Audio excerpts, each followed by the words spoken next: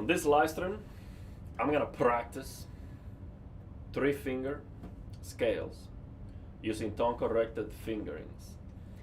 And the purpose of this is not to show you, how fast I can play, although I'm gonna try to do that. But really, it's to show you the kind of exercises and technique that I feel works very well. And if you try this, most likely you're gonna play over 200 BPM easily, to the point where I don't think it's an accomplishment at all. Like 200 BPM 16 notes using 3 fingers, it's actually very, very easy, and everyone should be able to do it if you practice this. Not a big deal. Now, over 230 BPM, it's even hard to to hear. Am I doing it? Is this real? Because it's so fast. So, but yeah, 200 BPM, I think it's nothing. And with tone-corrected fingerings, it sounds good. Now, we do have to practice, we do have to calibrate it. And right now, I have to say, I have no nails. So you can see from here, it looks like I have nails, because what happened is the starting point where you see the nail, it has retrieved, because I have been practicing so much. But really, if you look at my fingers from here, you're gonna see I have no nails. And what I have instead is a calister from practicing that much. I mean, it's hard to see on the camera with out of focus. But this is to show you the kind of practice that I've been doing. You see how this is a calister, it's calluses. So that's what it takes. No nails. I mean, a guitar sounds terrible. It's gonna sound better once I let the nail grow. But it's okay. It's okay because I'm practicing. And for rest strokes,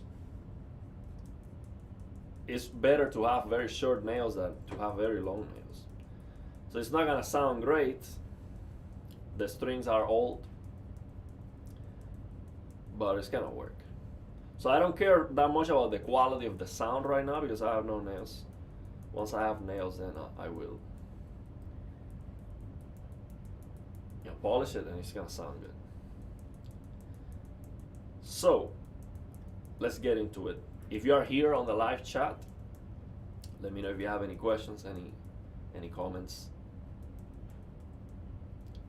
But I'm gonna show you some of the exercises that has been working very well for me. Now, the first exercise that I feel like this is key for 3-finger scales is this. Play with these 2 fingers together. And by the way, I think I'm gonna try turning this off, maybe. See if that makes it look better in camera, maybe. So the first exercise, I'm gonna recommend is try with these 2 fingers together, like this, and then index. Let me lower this.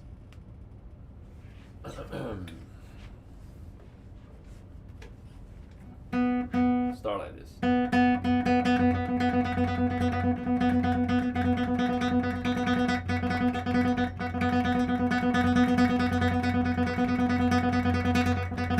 Practice this. Now what I'm doing here is so you need to level up the fingers. So I'm resting them, and then I'm doing index and release them. So I'm going down this way. It's like doing this. And then I'm doing this. So I'm doing this gesture. So it's ta-ta, ta-ta, ta-ta, ta-ta. That's what I'm doing.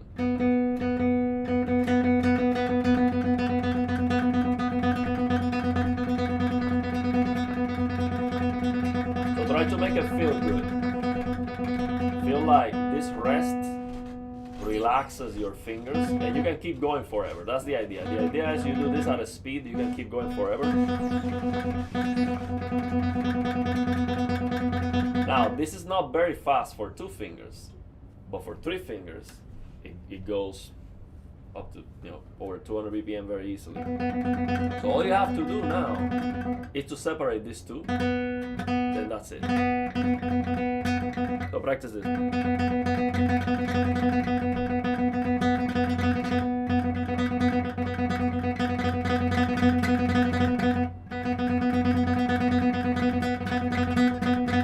And it goes for the other way too.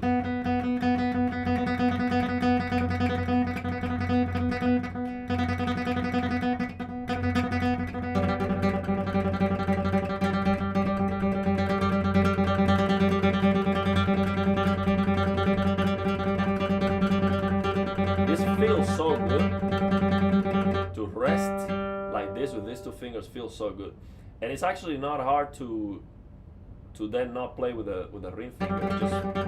Just play with 2 fingers. It's gonna work too.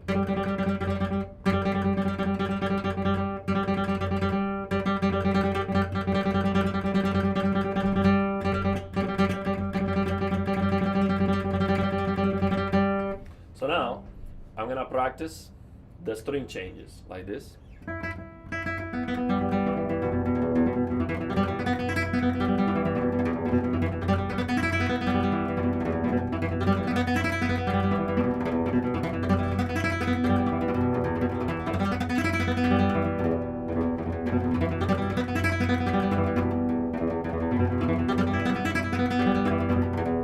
And then the other one.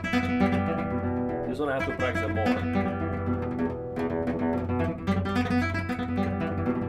Also practice it 2 times in a row. So 2 times per string.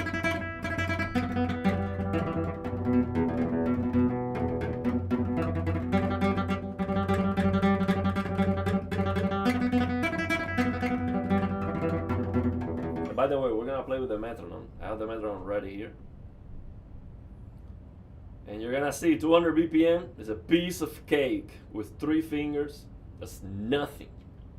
And all we have to worry about, of course, is the accents and get the sound and try to eliminate the noise. But the speed, easy. Easy 200 BPM. Very easy. With 3 fingers, I think everyone can do it. And it's not even a big deal. I don't think it's even an achievement. Let me turn on the Bluetooth so I can connect this metronome to my speaker. Let me turn the speaker on.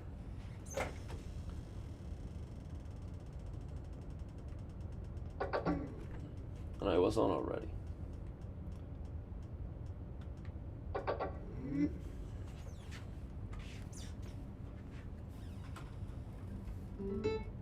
There you go.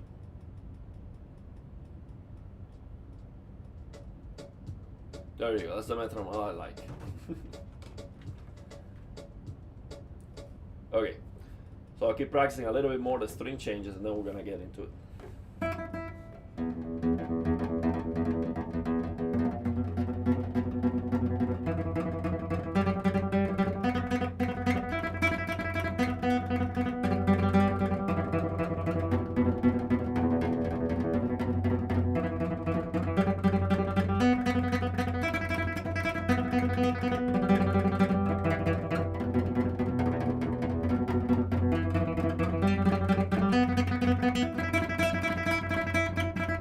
Don't worry about the evenness or anything. Just let the fingers go and then you try to fix it. You try to get the regularity, fix the noise and all of that. But you need to let the fingers move to get that feeling, and then you fix it in the shred zone. You cannot fix anything if you just practice slow, because it's completely different. So basically, this is not real. This is not the real thing. It's okay to do it a couple times slowly. It's okay. You can practice slow a little bit, but you need to let the fingers move to get tense, so you fix it with that tension.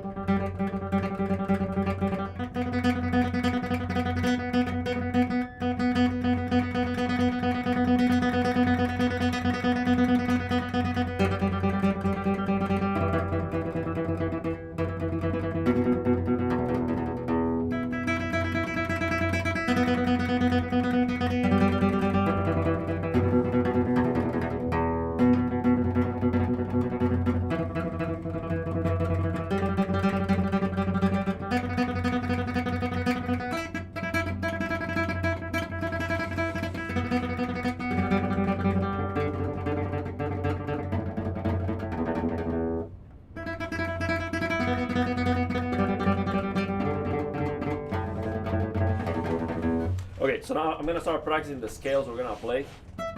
I'm gonna start playing scales 3 notes per string only, and then I'm gonna change to just the usual scales that we practice. But I think we first need to eliminate the bottleneck that is playing 2 notes per string when you're doing 3 notes per string. So we're just gonna do re middle index all the way up. I'm gonna do 16 notes.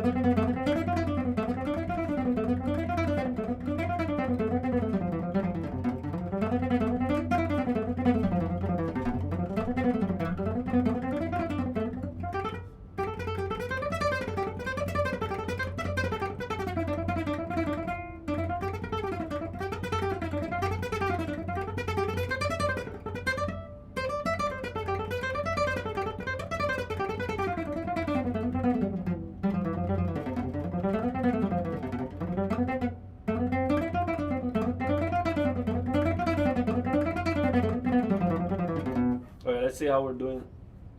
Alright, it's just a test. Let's get a feeling for 200 BPM.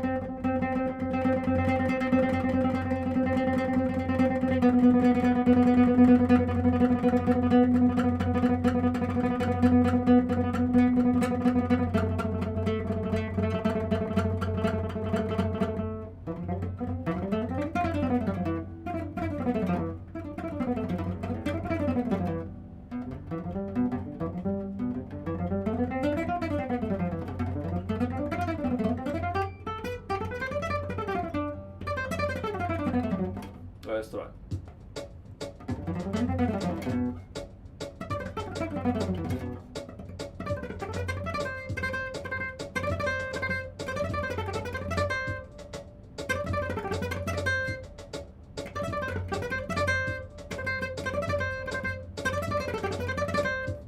So I'm not even worried about that speed. I just need to fix.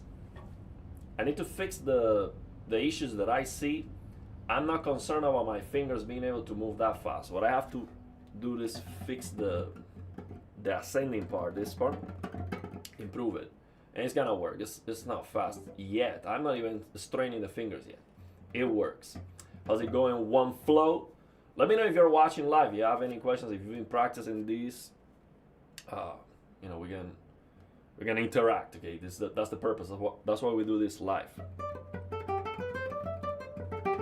So I need to fix this. Fix not improve this.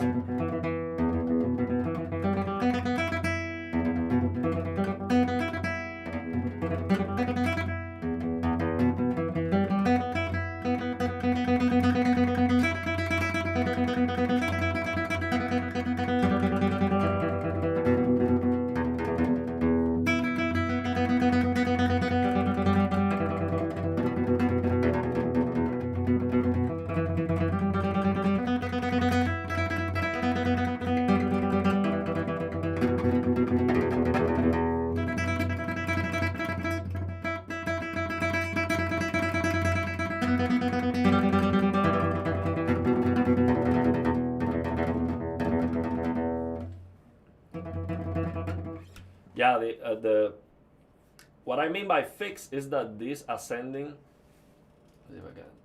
So the ascending scales, I'm not feeling this I need to improve this feeling here. The index I think is not. See, when I do this, my index is traveling more. Then when I go to 3,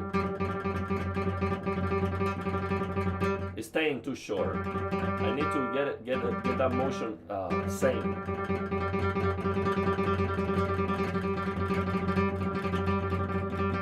So this is the trick here. Practice this. Make it feel very good. Like this feels great because I'm resting here very, very strongly. It feels amazing actually to rest these two fingers here and then do this.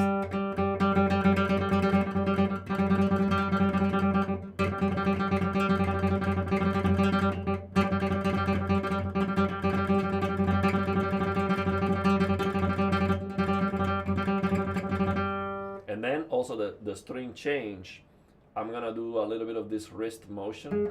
So when I'm doing this, instead of doing this,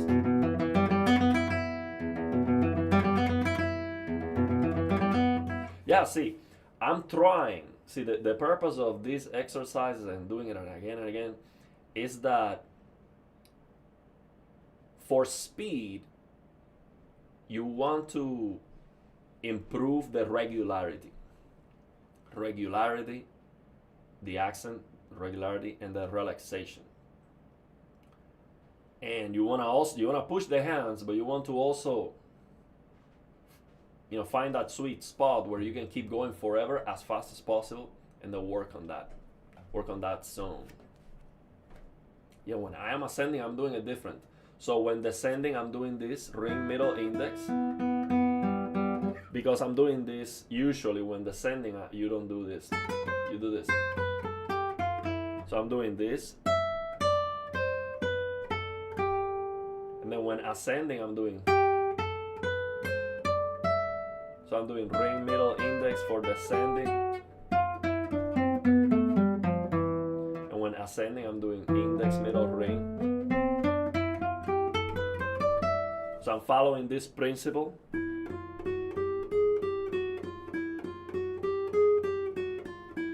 So I'm trying to play the closest approximation to that, so I would do this.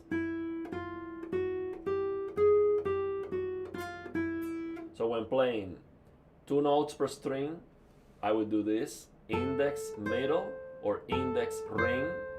So, for example, the pentatonic scale would be like this.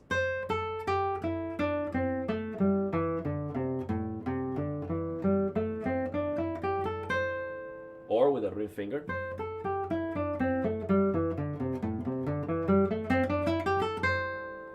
When doing 3 notes per string, like I said,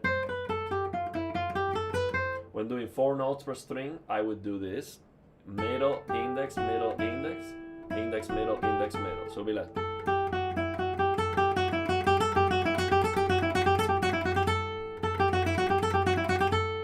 And when doing 5 notes per string, I would do index, middle, ring.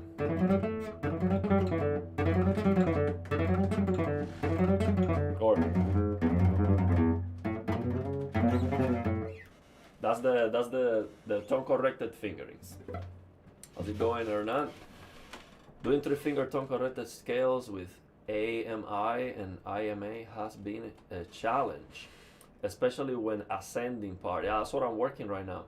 But I find it to be a great exercise for the hand in general. Yeah, this gonna see, look, even if you are not playing something that requires 200 BPM plus scales, this as an exercise is just gonna improve your technique. Whatever you do, arpeggios, tremolo, everything else is going to improve. You're just calibrating the hands and the fingers. So this is just great exercise. But these tone corrected fingerings, I strongly believe this should be the way to play scales for classical guitarists. Why? It's easier to play faster, it sounds better, the tone is more consistent, and you have more endurance, more control over the dynamics as a consequence. It's just better in every single way. Now, it does take a lot of practice. Like, Hernán is a very experienced guitarist. He has been practicing this. It's not easy. It's not easy for me. That's why I'm practicing. The ascending part especially, because usually many guitarists have practiced ring, middle, index. So that's not a problem.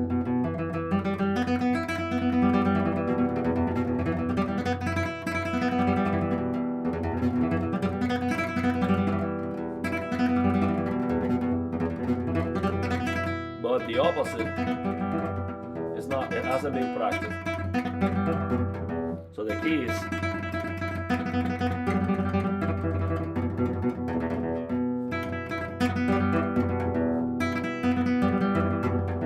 is to realize this, and this is gonna help you for arpeggios too. It's this really. These two fingers together and index.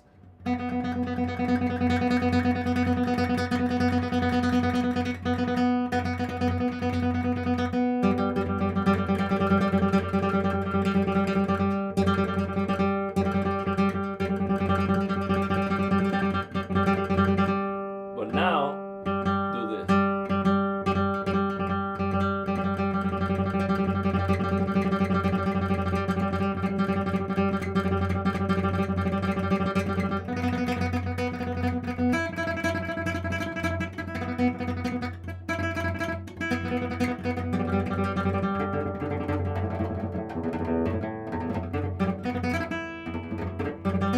And then do the same exercise.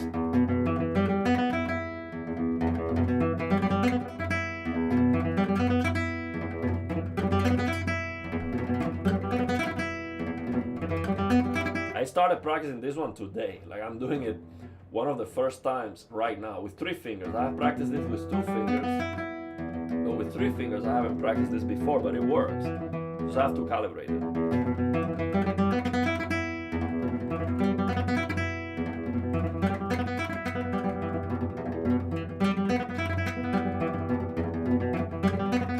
The thing we have to understand is that to calibrate these motions, we need a massive amount of repetitions.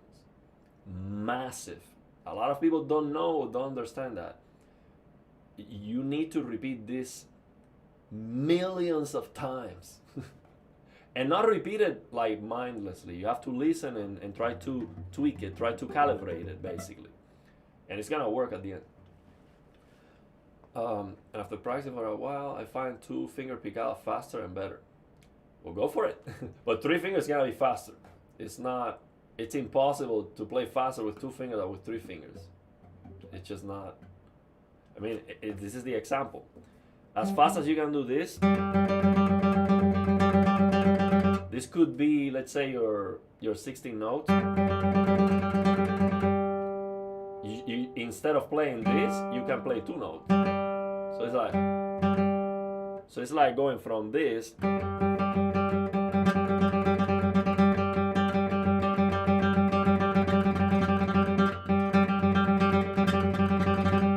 I mean, right now, look.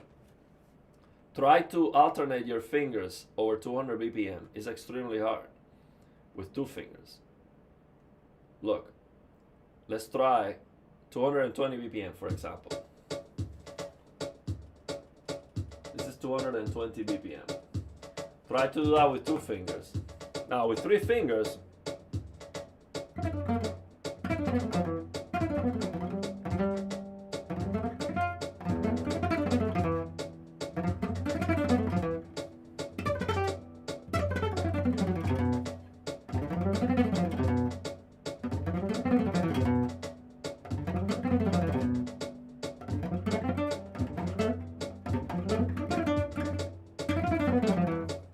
I have to warm up a little bit to that, but it works. You see, it works. You try that with 2 fingers, you gotta realize it's just not possible. Especially repeated notes on a single string. So 3 fingers just gotta be faster, and it can sound better too, because of this tone corrected fingerings. So I think it's definitely the way to go.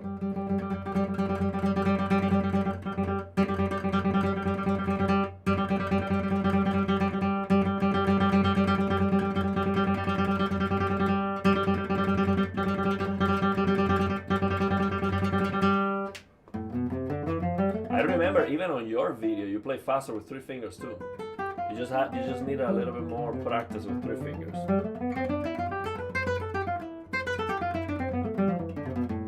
So we're gonna do all the scales. So the first one will be here.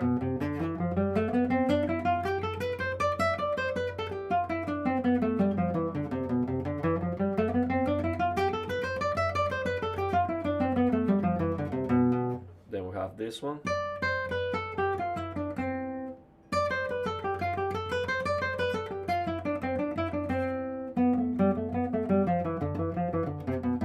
So 1, 2, 3 here. 1, 2, 4.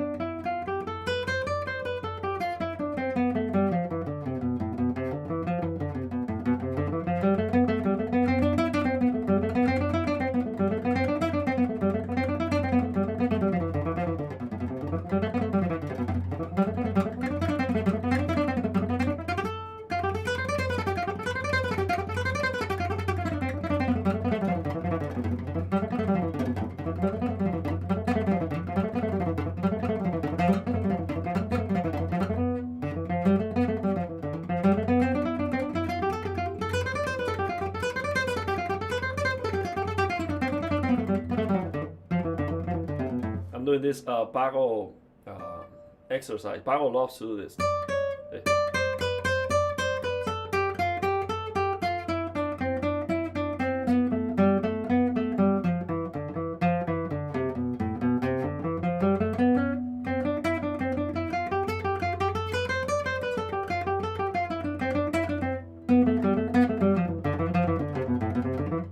Then the next one will be here.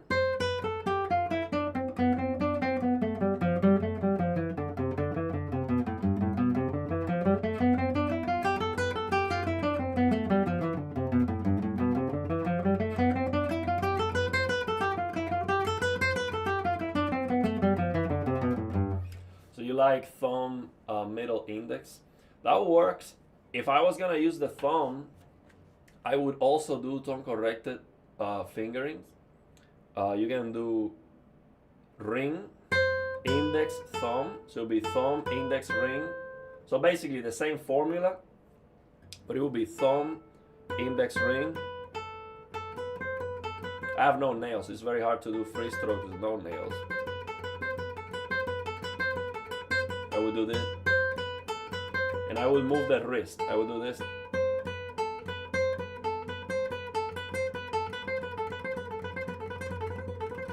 I will do that, and then there will be ring, index, thumb, and I will do here on the 2 notes per string. I will do middle thumb. So it'll be middle thumb, ring, index, thumb, ring, index, thumb, and then thumb, index, ring, thumb, index, ring, thumb, index, ring, thumb, middle, thumb, index, ring, thumb, index, ring.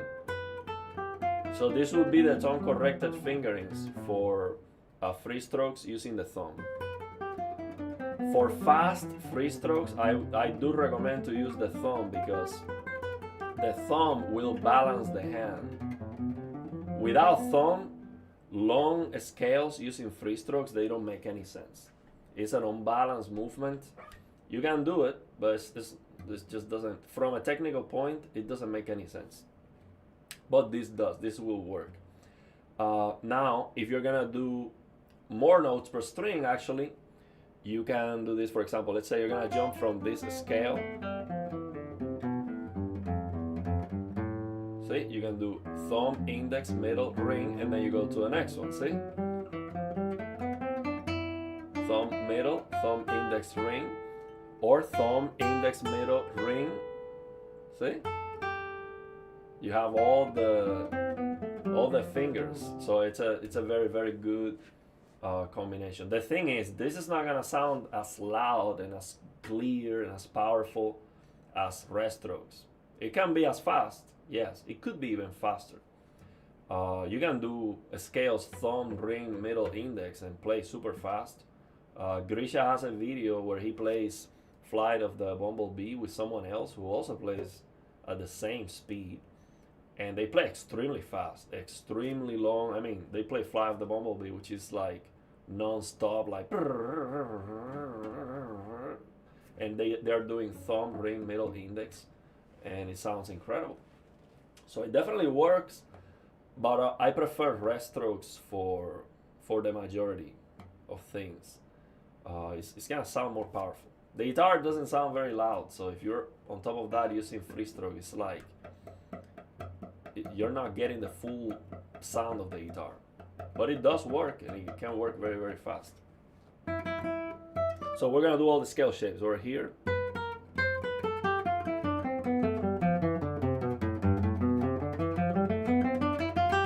I'm sorry, from here.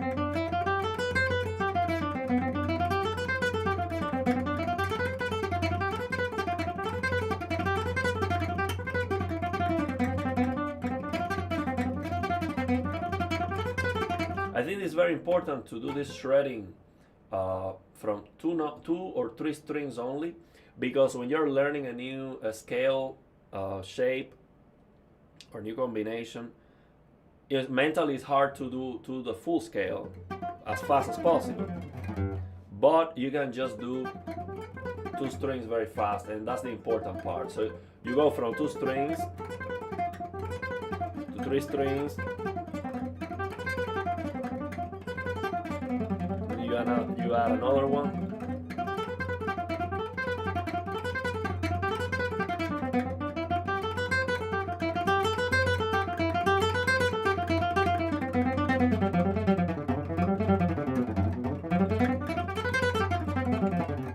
Then the next one will be here.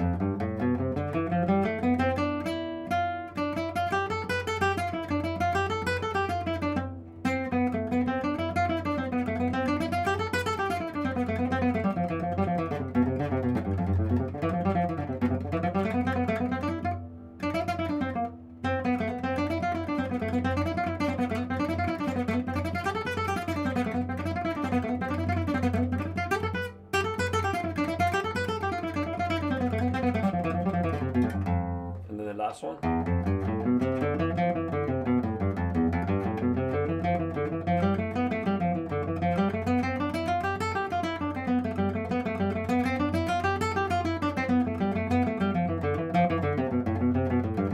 So those are all the scale shapes we're gonna be practicing. And these are kind of new to me. Like I always use this where I have two notes and then I haven't used this. But it's okay, it's same. When I have two notes per string, I prefer IM or IA. IA is easier. But you know, see, the thing is, you have to understand this. You know, everyone is different. It is possible, but for someone, alternating IM is easier than alternating IA. But sometimes, even when you feel like, oh, my IM is faster, you're actually wrong. That's not the case. See, sometimes we think, for example, I was thinking until the other day that the reason why my IM was faster than my IM was because of my middle finger was slower than my ring finger. And the problem was, I realized when doing IM, my index was moving by sympathy because of the middle, and now when I do IA, it was not moving that much by sympathy, and that's the reason why it's faster. But it is faster regardless. And you, when I saw your video, your IA is faster than IM. So maybe you're thinking otherwise, but you should try to measure that with a metronome, and you're gonna realize your IA is actually faster. But my criteria to decide which one I'm gonna use is depending on where I am. So if I am here,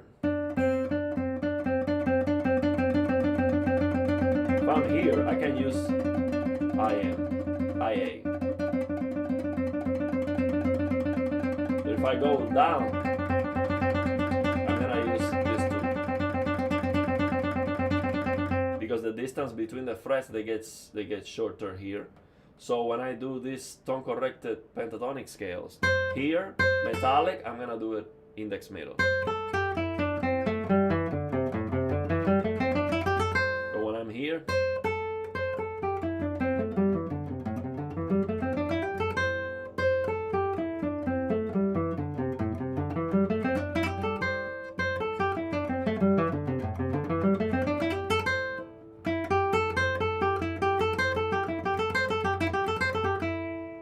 that's the criteria. And then the other thing is depending on the scale shape. So when I do this scale shape, I do index middle here.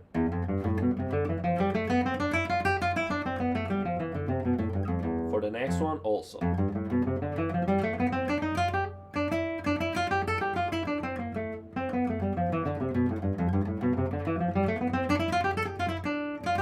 I'm sorry, this one I do ring index.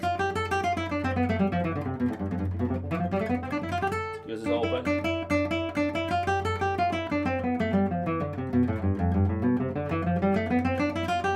Then here, middle index.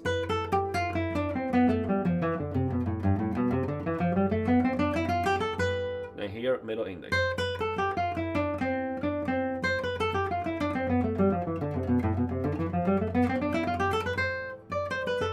Here, ring index.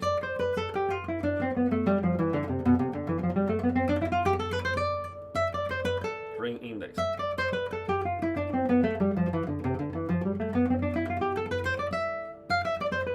Middle index. And middle index here. It's the same. Huh, we have better than Paco. Maestro Grisha Goryashev. Hi Ariel, my IM is faster and more powerful, but IA is easier and I can sustain fast scale for much longer with it. It is interesting that you are using IMA on the way up. For me, it feels awkward. It is definitely awkward, but you know the reason why I'm doing it like that is because of this. Look, if I do this, basically, ideally, I realize when you hit the string on the right hand in the same fraction of the string, so in this case it would be exactly the center of the string, right?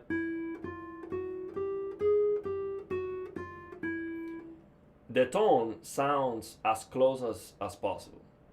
So of course, if you are in a different place, it doesn't matter. You just keep following the same fraction. For example, where the harmonics are, you can do. So if you hit the string here exactly on that place, the tone of the scale sounds more consistent. So I'm trying to play the closest approximation to that possible.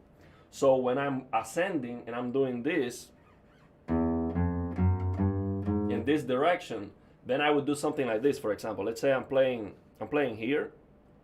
Instead of doing this, I would do index middle, then I move the hand,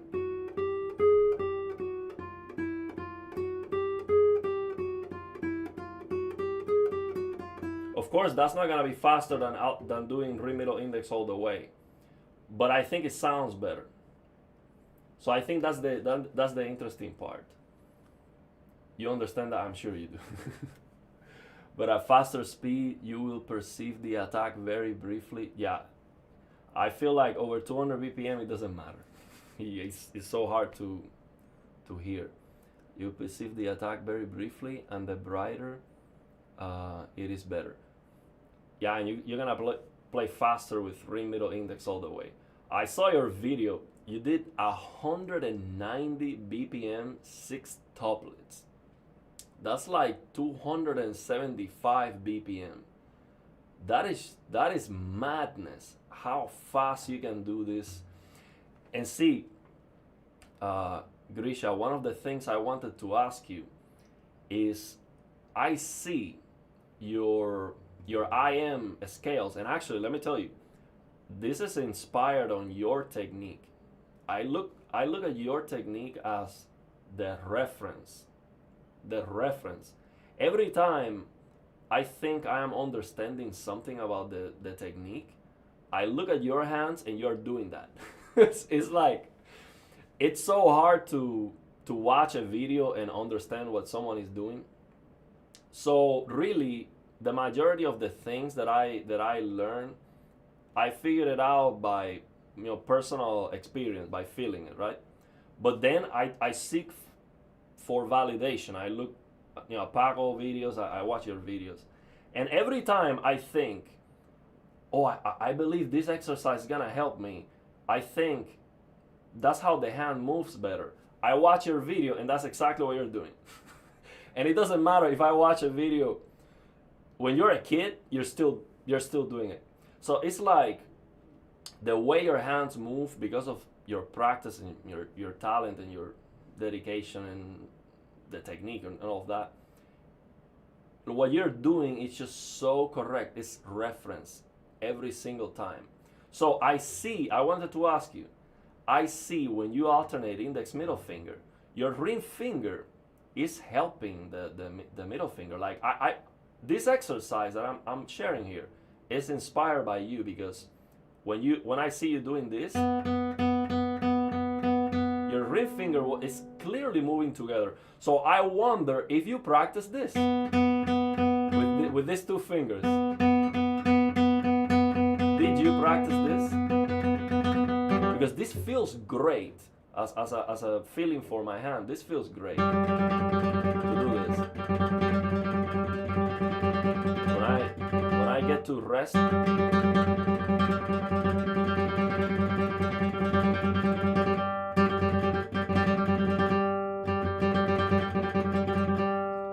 did you ever practice that? Because that's what I see. So really, removing the ring finger is not a big deal. You can remove it or play it.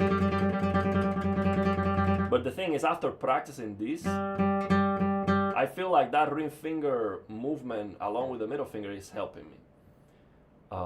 So yeah. But definitely, I feel when I do index ring finger, I have a lot more power. It's not even close. Look.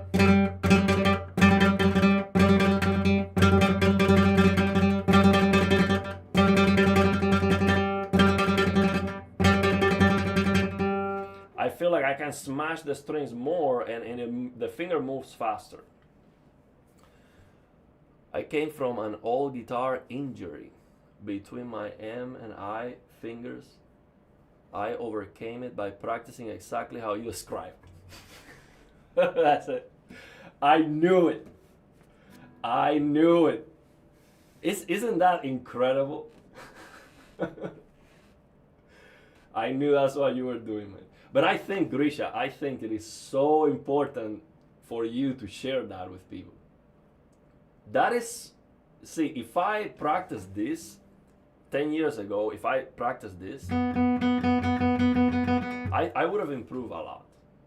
Because I feel like now everything is breaking down into this, basically.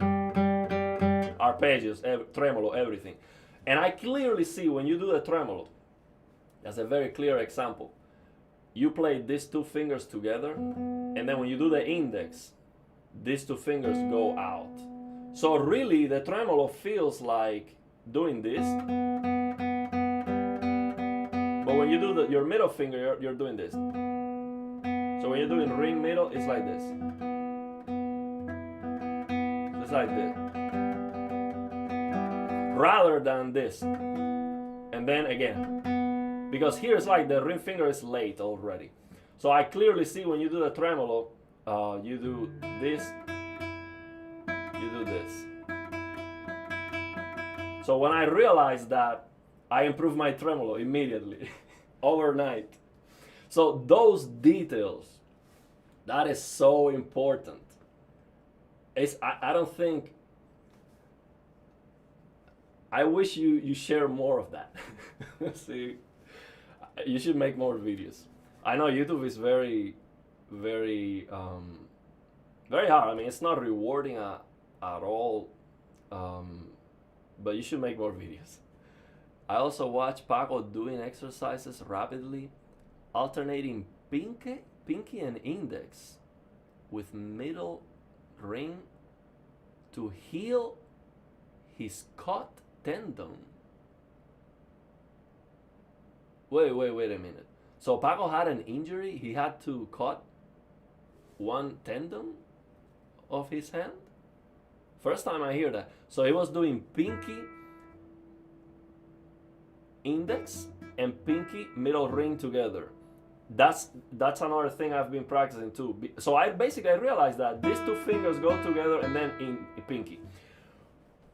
But why? I have never seen anyone on the internet or no master classes. No one has ever mentioned that. And you're telling me now, Paco used to do that. You're doing that. I start doing it. I feel like, oh, this helps. This is great. I have to share this because it's a big deal. His middle finger on the right hand was caught in diving accident. I did see. I did hear him say that he used to do scuba diving with a arpon, and that he had an injury. But I don't remember him saying that there wasn't like a surgery or something. He was drumming his fingers on a desk. So basically, but how after a surgery he was still able to play that fast? Because I saw Paco in Cuba live, and that was like a year before he died, like a year or two before he died. That was one of his last concerts, and he was still able to alternate index middle finger very fast. So that's crazy. So you're saying Paco used to practice index and pinky rest strokes.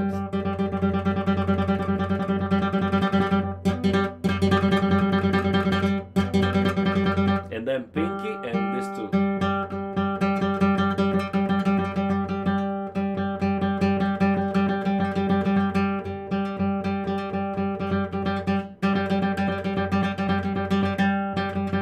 Now let me ask you, why, Grisha, you have to, one day if you have a chance, we need to do a live stream, and I have so many questions for you. And of course, the live stream will get a lot of views because everyone knows you. And I think we could share a lot of good stuff with people. Why? See, one thing I've been trying to figure out from Paco is like the tension, the kind of tension that he has. Because I have seen someone play like that actually. There's a very talented gypsy guitarist. I'm gonna show you. He has the same kind of tension on his pinky. Basically, his hand looks very similar to Paco hands. I'm not sure if you would agree with that, but I'm gonna show you. So he was drumming his fingers on the desk. No, just drumming on a table in group as I described. Okay. So he was not playing on the guitar. You mean just like doing this, like this. So he was not practicing rest strokes on the guitar. He was just doing this.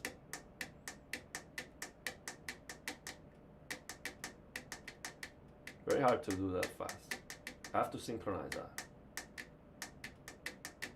Now the other thing is, Grisha, I noticed that Paco, everyone, okay. I noticed that everyone either does this pull index middle, like this, like ta ta ta ta ta ta, or the opposite, ta ta ta ta ta ta. Which one you do? If you do both, probably most likely. Which one Paco used to do and why? So which one you think is faster? And when you do this, do you get help from any wrist? Do you get help, or do you get power from pushing the wrist into the guitar or in this direction. I think that's something very important. That I'm starting to feel some help from the wrist when doing this, especially for ascending. Do this kind of motion like this. I think Sabica used to do something like that. Vicente Amigo does something like that.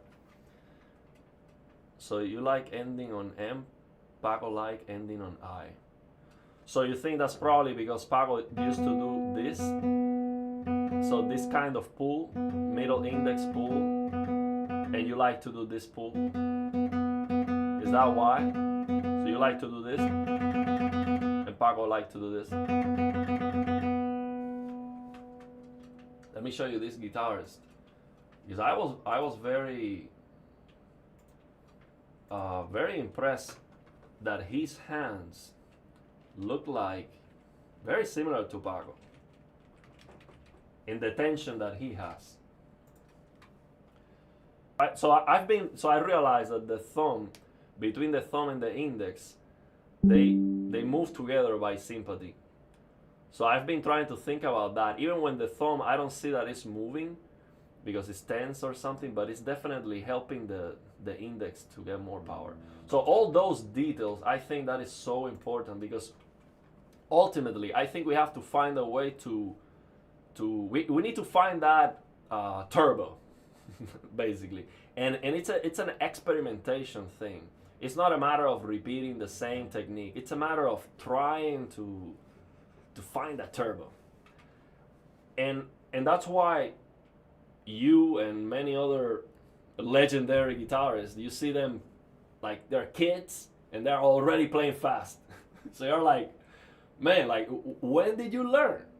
You're a kid and you're already playing like that. It doesn't make any sense. I get confused by guys like Kema Baliardo that look like they strike into the string from above, versus guys like Tomatico where it's like the fingers are glued to the string and it starts from the contact. Yeah, I see what you're saying. Now let me show you, yeah, we'll talk about that. Let me show you this Gypsy Heredia. This is a very, very talented guitarist.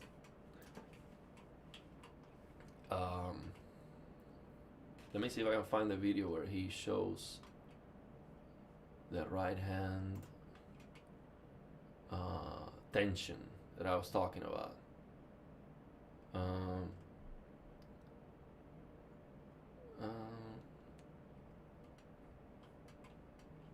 It's hard to find the. Let me show you this. So this.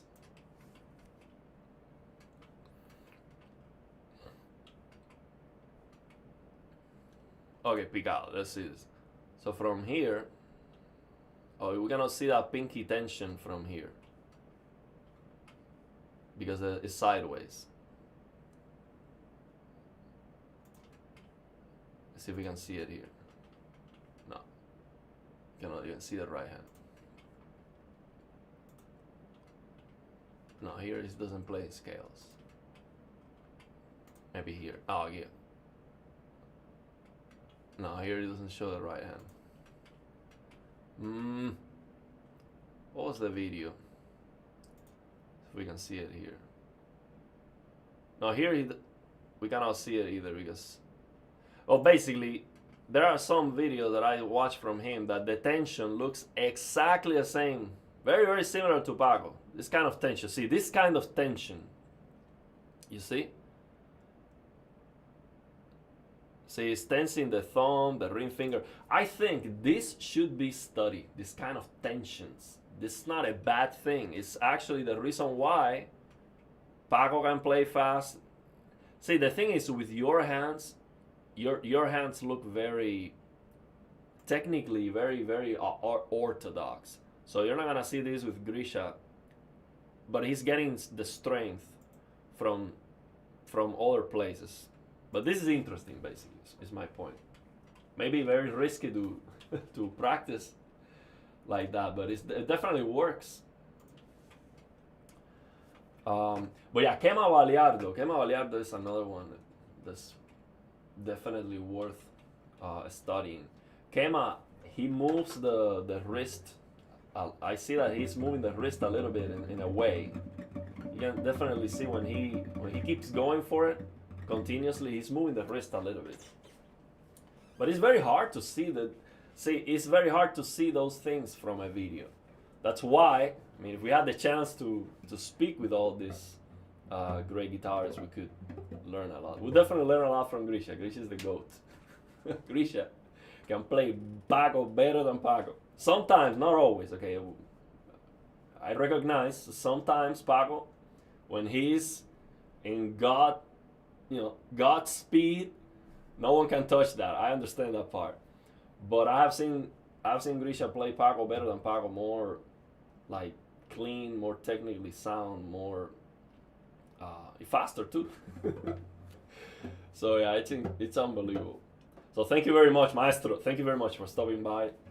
Hopefully one day we're gonna do a live stream together. I have a lot of questions. Well, yeah, Kema Baliardo. Let's check out a video from Kema Baliardo. I've shown him before. Kema Baliardo is incredible. He's the uncle of Manitas de Plata, I think. The uncle, or I don't remember exactly the what he is, but he's family of Manitas de Plata. So here you have nothing on Paco. Take a look at the kid, Paquito. Oh, Paquito, let me see. I've never seen that one. I saw one that's called Rayito. Is that the one you're talking about, Rayito? That was very good. And then I did some research, and that kid, basically he played all the Paco stuff when he was a kid, and then he dedicated to music production or something like that, and now he's in Hollywood. He has a lot of money. Now he's like multi-millionaire or something. And he was like super virtuoso, but he didn't dedicate himself later to a guitar. So let's see. Paquito. Paquito. Let me see if I can find it.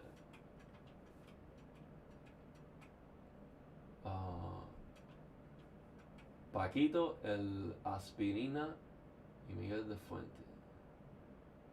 Oh, I see a video of Paquito and Antonio Rey 10 months ago.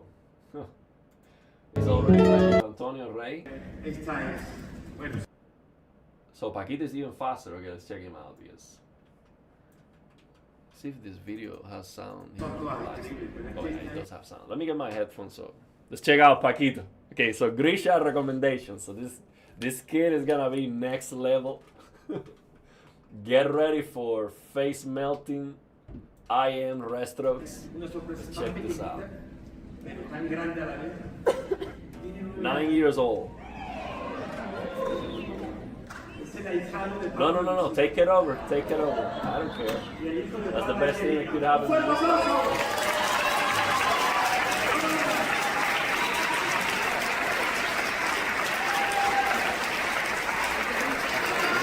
This kid has to be good, okay? He's gonna play with Antonio Rey. Grisha is saying good things about him. I've never seen it before.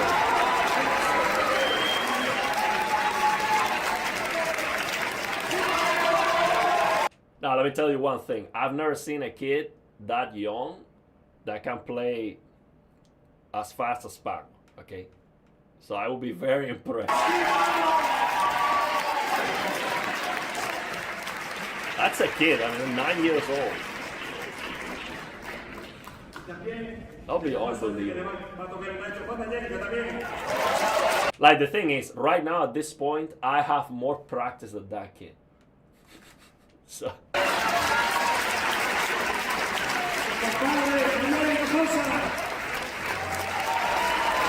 his dad.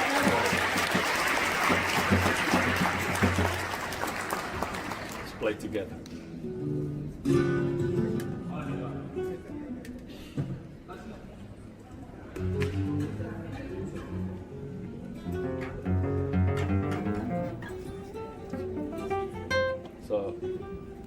That is practicing pentatonic scale with the thumb. Hemos ensayado. Oh, so basically, he said we haven't practiced together, and this kid is coming to destroy me. So even Antonio Rey is like, watch out for this kid. It's dangerous.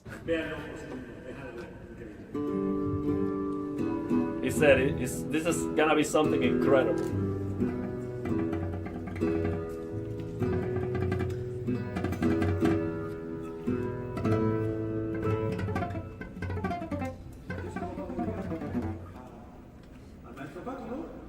He said we're gonna dedicate this to Paco.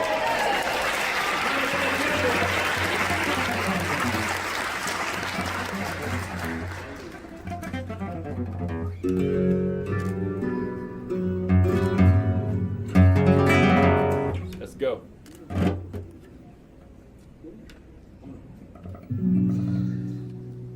Oh, they're gonna go with Aranjuez. I'm gonna get copyright for sure.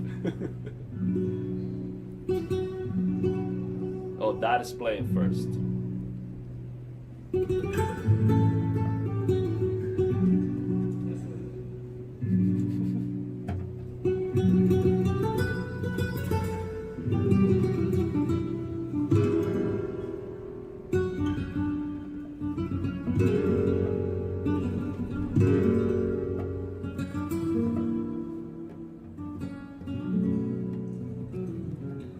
They changed the chords.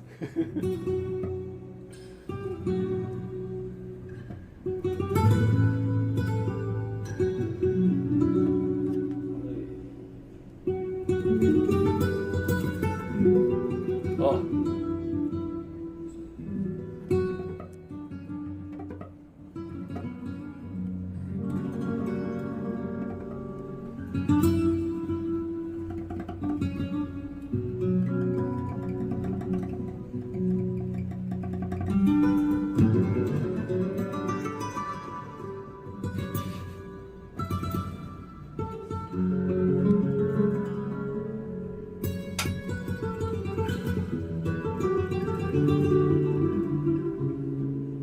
Antonio Rey is a beast.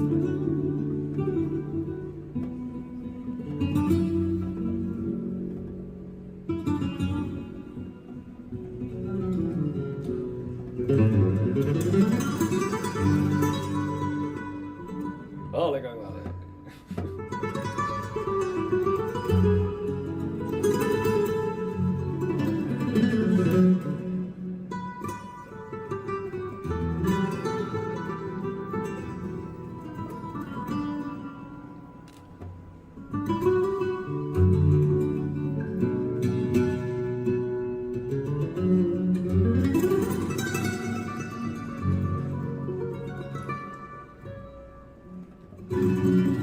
Amazing. Love that.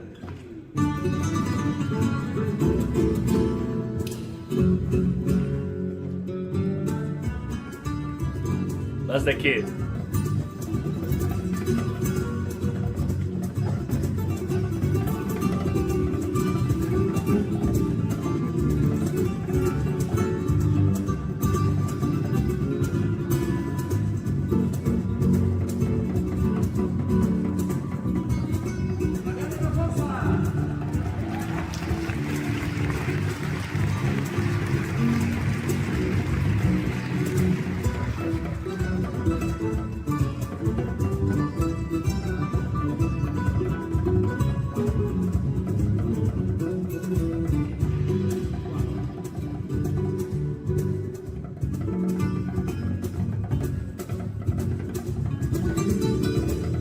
Maybe the kid is not playing because the guitar had an issue with the audio or something. I can hear it.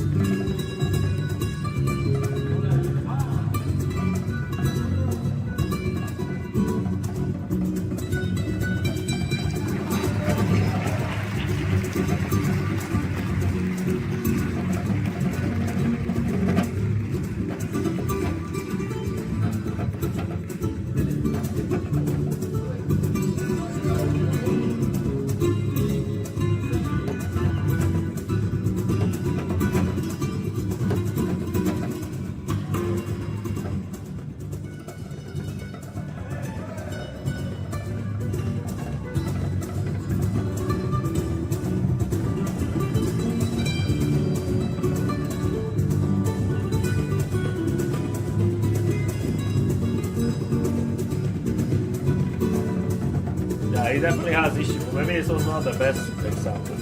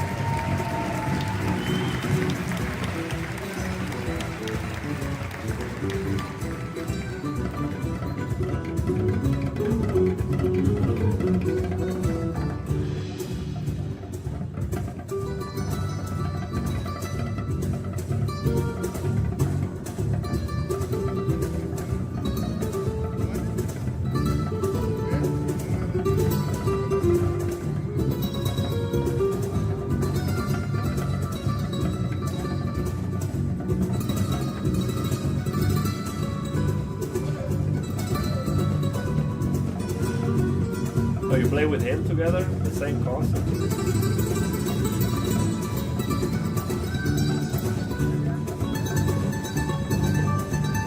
Oh, let's see.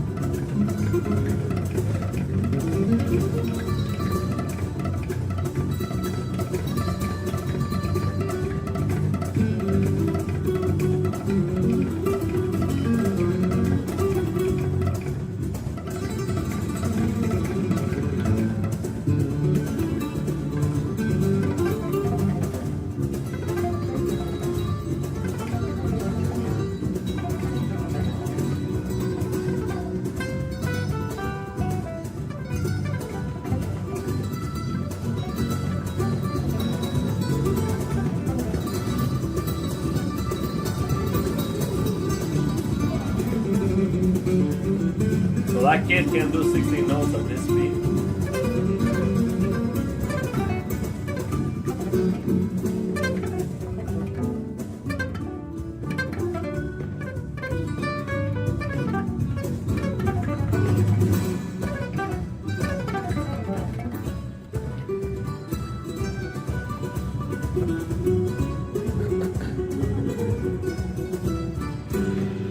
Okay, let's see. Oh, the audio is not. The audio is messed up. Okay, good, good.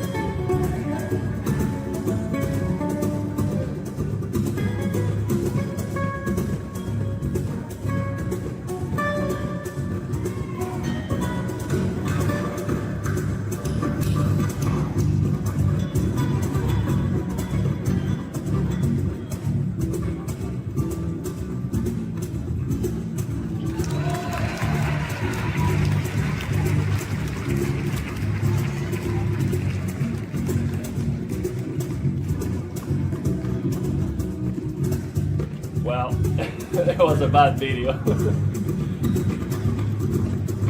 We have to find another example. I can see it. I can definitely see it.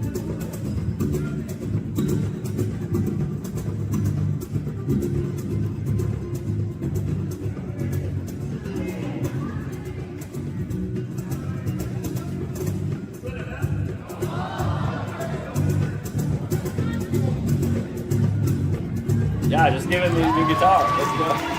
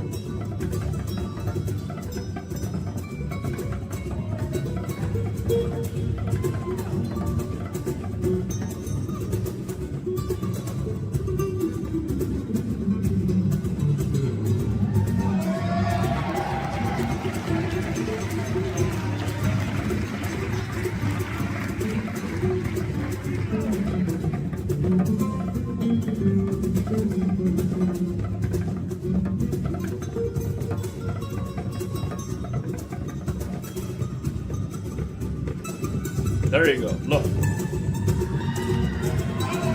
This is a great example here. I see his strength is coming from here. I'll show you. Look, this is what I see from watching this video. I see that his strength is coming from this. So he has the hand like this way, and he's doing this, like you can see that. Look at the tension of the ring finger. It's what we were talking about, trying to use that ring finger together with the middle finger to help you. His strength is coming from that clearly. You see that tension. And usually when the professors see that kind of tension, they are like, oh, that's bad technique, don't do that. That's the reason why he can play fast. So if you kill that, you're destroying the kid's talent. So a good exercise for free stroke practice. I would like to learn those arpeggio exercises that you do. Grisha has some arpeggio exercises. We're gonna check it out. After this, we're gonna check it out. As a flamenco player, free stroke passages are often difficult for me. I think a lot of flamenco players have the same problem.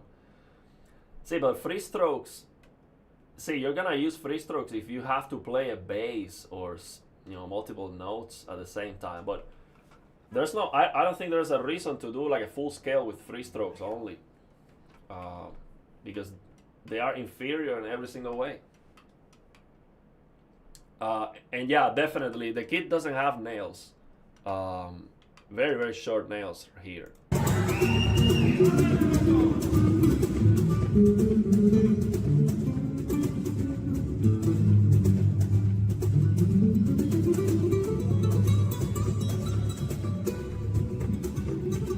Oh, I see. Look, he's trying that.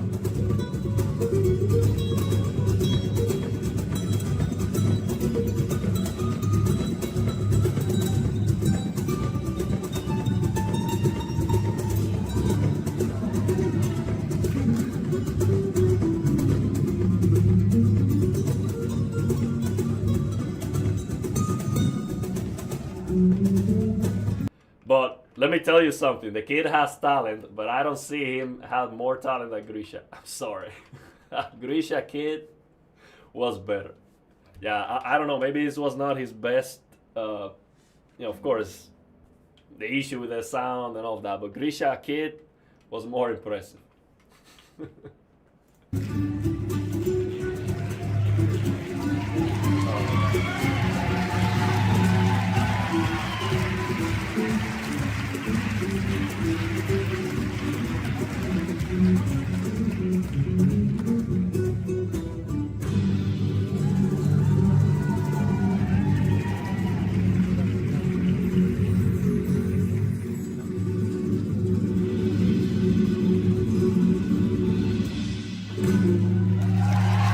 I think the kid did amazing with all the sound issues that he still played. I mean, that's very impressive. I would have done terrible in that situation.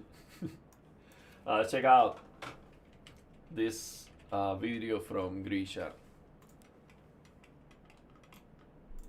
This is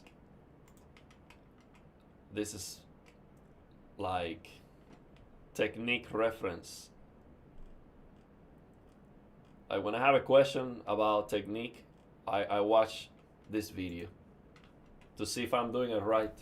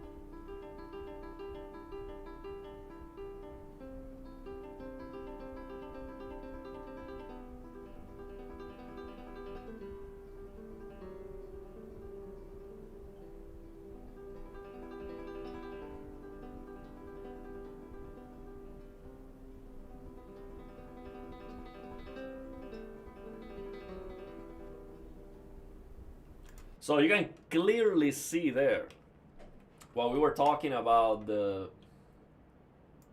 these two fingers, how they release. So after he does this, after he does this, basically ring middle, when he plays the index, you can see how he releases ring middle together like this. And I think this is very important because I used to do this, for example. I used to do this. And it works, but this is just, it's like being ready ahead of time. That release, I think, definitely makes a big difference. Just being aware of those things. It's not a good video. When I heard him play live, he scared me in a good way. Okay, we'll try to find another one. I'll try to find a good example, maybe show it one day. But I don't think he's better than you. Like when you were a kid, I mean, that was impressive. When you play the Sardas, no nails. I mean, this video, no nails. No nails, I think. Same situation with that kid, I think. This was impressive. I cannot, look, I cannot, right now, I cannot keep up with Grisha Kid. Okay? I'm gonna try it. I cannot do it.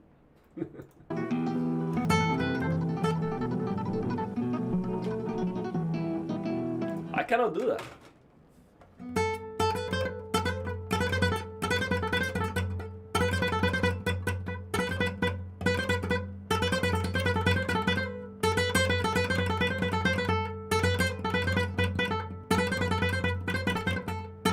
Maybe with a ring finger.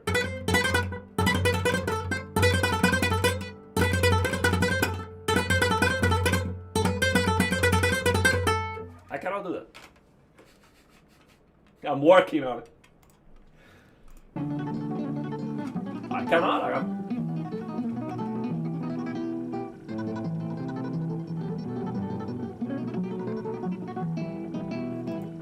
Look, I cannot keep up. Look, I'll try it. Like, I honestly try. I'm not joking. I'm trying.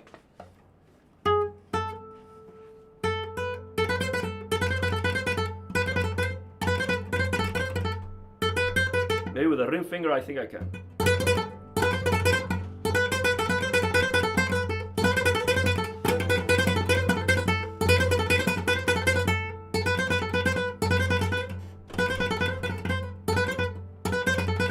I cannot do it. Show me how. I cannot do it.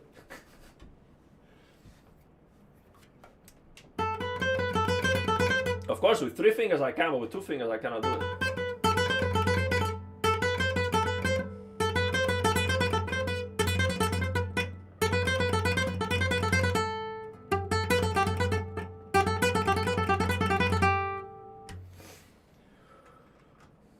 So yeah. That's impressive.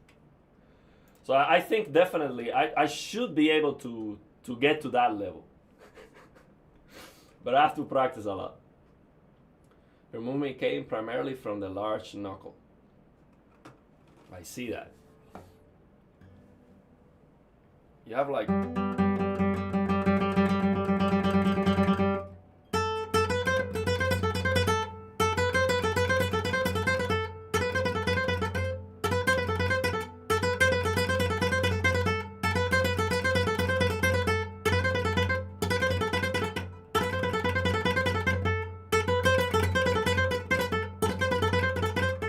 And I cannot say it's because I have no nails, because he didn't have nails either. So that's not even a justification. So you have to teach me how to do that, Grisha. I cannot do it. I think I have the talent to get to that level, but right now it's just not working.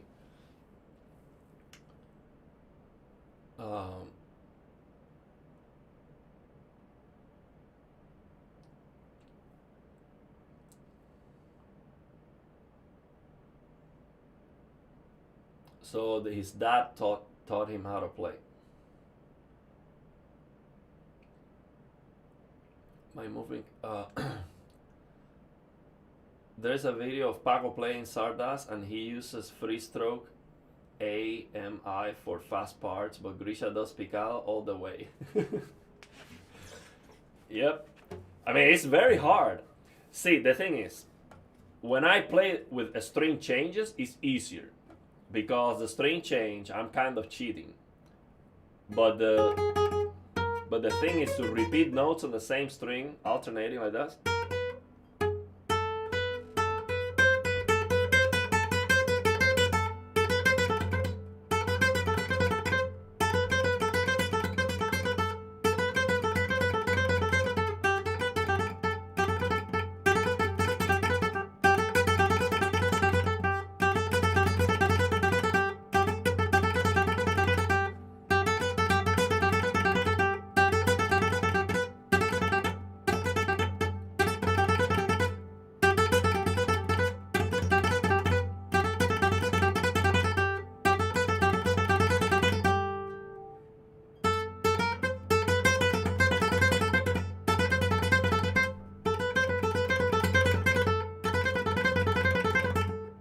See, but it has no power. If I relax it, it works faster, but I don't have the power.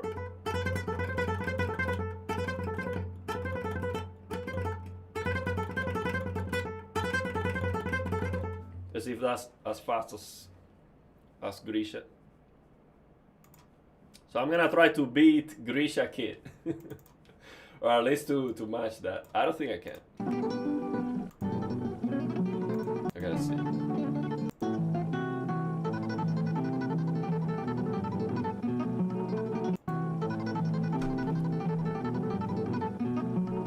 So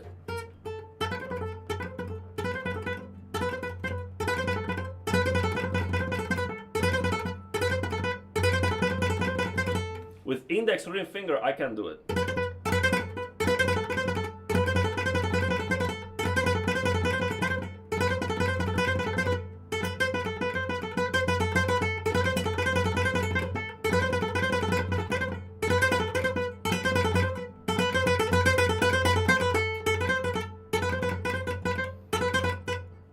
But with the middle finger, it's not working.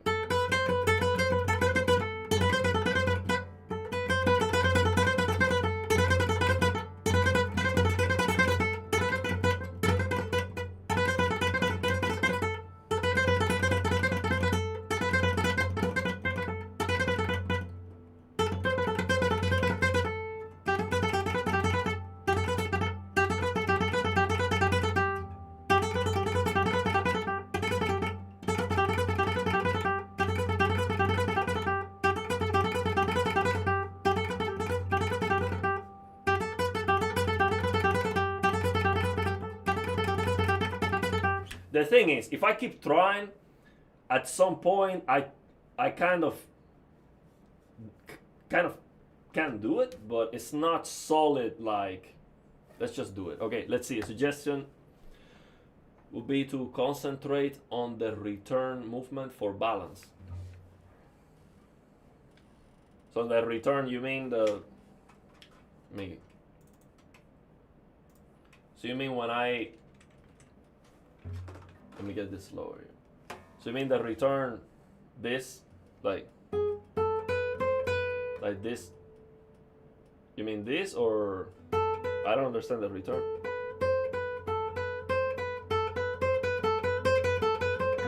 You mean to try to get the fingers out equally as much? Yes, I used to practice with Paco's recording to forget about the technique and concentrate on matching him. Hard tension for me.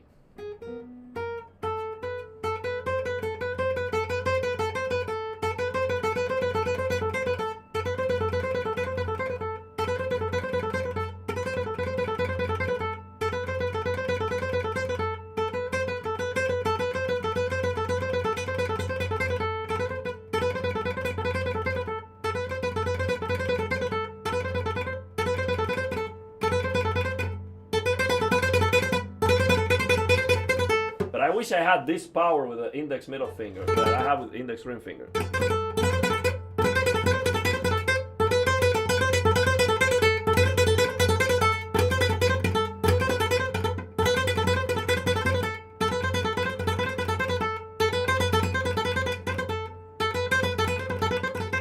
Okay, I'll keep working on it. So the return of the fingers, the outer movement. Okay. So you're talking about consciously pushing it out, like moving it out. Concentrate on that.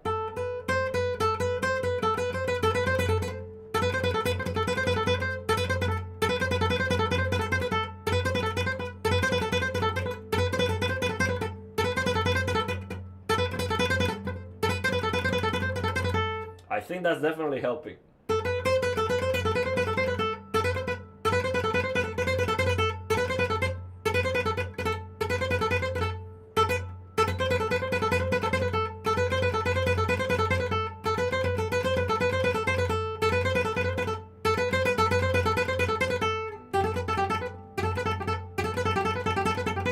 That definitely helped.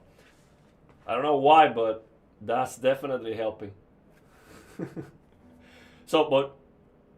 So when your index plucks, the middle kicks out.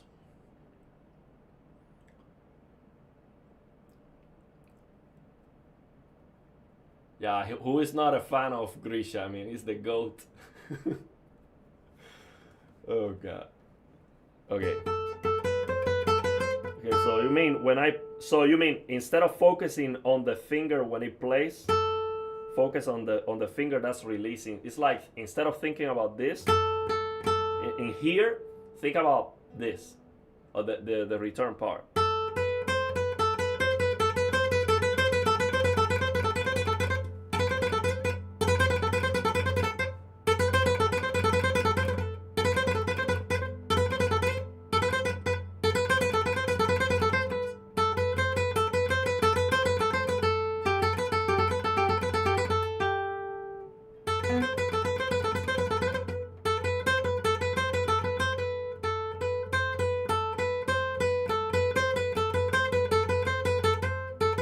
So basically, you're talking about focus too on how far the finger goes out to balance the movement. I mean, the outer movement is just as important. I definitely, like, I have never focused on that. I'm gonna work on that. It definitely makes a lot of sense. I've been only focusing on resting here. I never care about how much the finger goes out. I just let it happen. Berg explains all about this return movement. I don't know who that is. C. Berg. Christopher Berg has a nice explanation. I'll check him out. I've never seen that guy. So basically, that's where you see that my problem was coming from. You see an irregularity on the finger going out. You see that one is going more than the other, or one is not going enough. So I have to focus on even out the return of the finger. So I'm gonna focus on that really.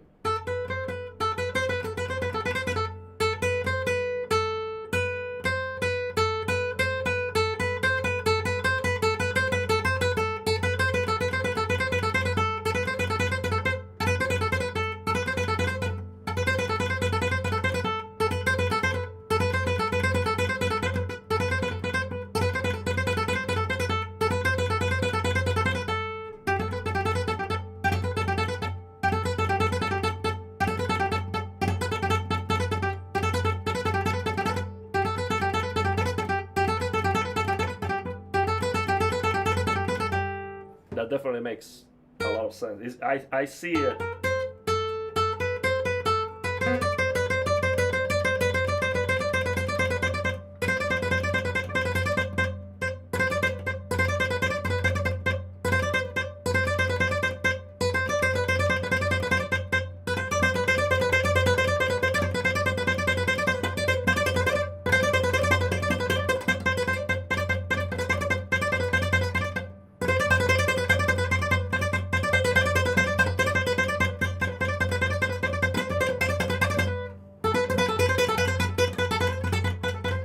I mean, if I had nails, it would definitely help. But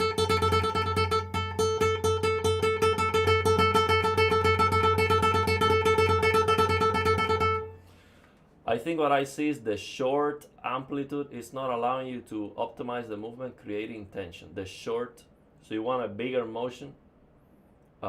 If you concentrate on the amplitude, you will catch the optimal one eventually. So you want a bigger return. Because definitely the ring index is definitely bigger.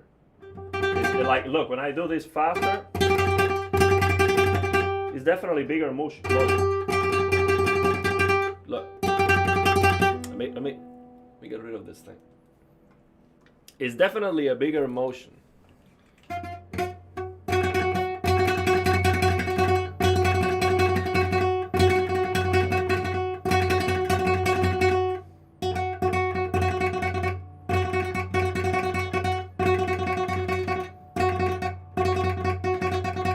It gets shortened when I do index middle finger.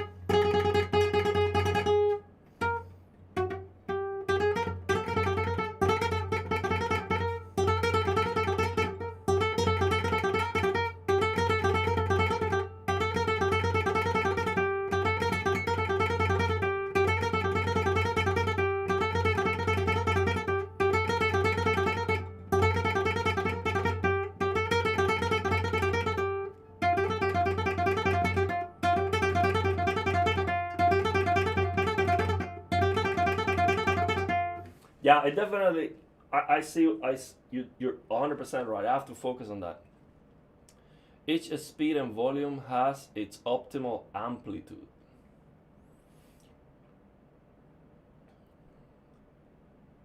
So rather than avoiding to do a big motion, so I basically try to find the sweet spot.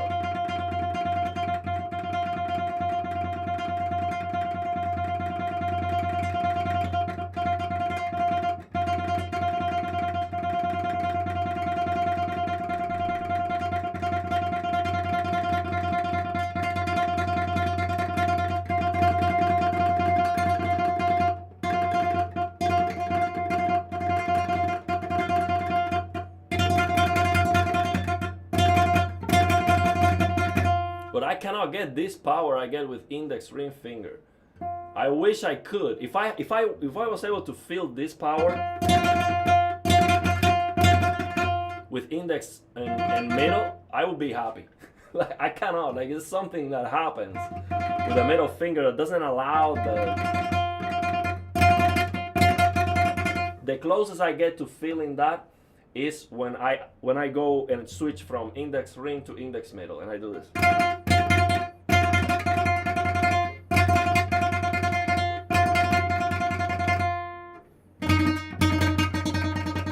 But I have to start index ring to get the momentum and to get that feeling and then switch to index middle. But if I start index middle, I don't get that same power.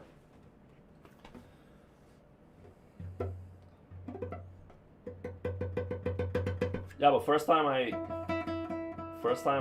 pay attention to the return really. Do you do something like having like a pencil or something and touching it at the same? Make sure you touch it or something to make sure the amplitude of each finger is the same, or it doesn't matter.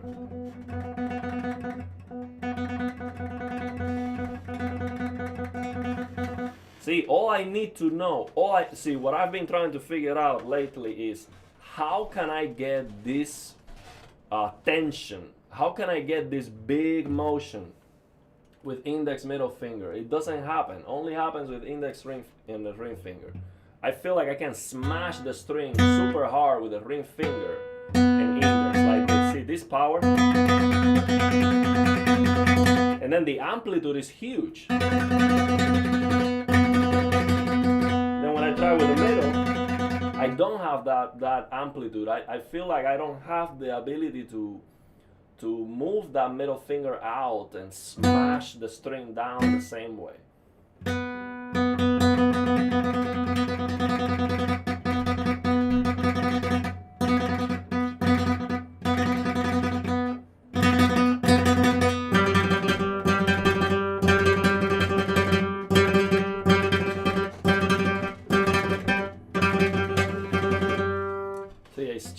much better. Play as fast as you can with just the middle. Okay, let's see.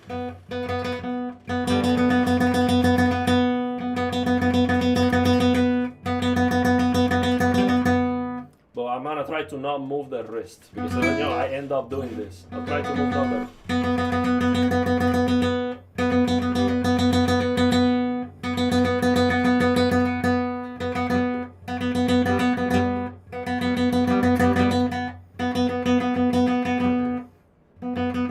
See, I feel like the middle is actually faster than my index.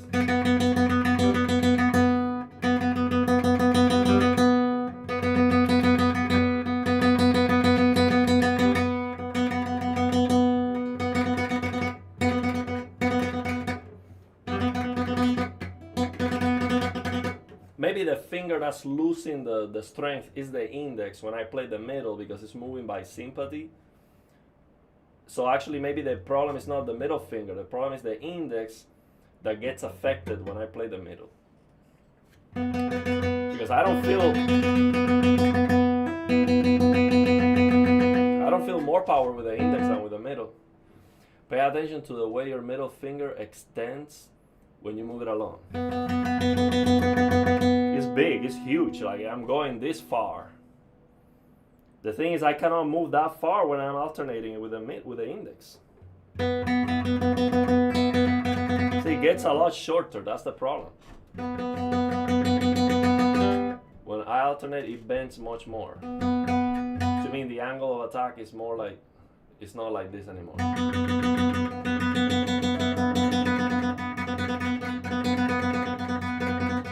It does bend more, but how do I not do that?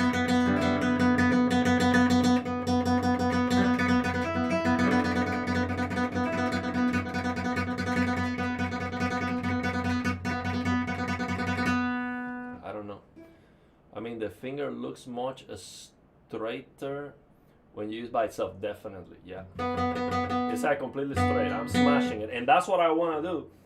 With the ring finger, that's exactly what I do. When I smash it, it goes, I mean, let me get the camera closer. When I smash it with the ring finger, that's all I'm doing. So look.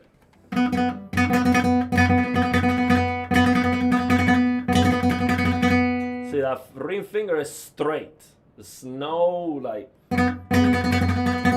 there's no chance for anything. It's just straight. With the middle finger, I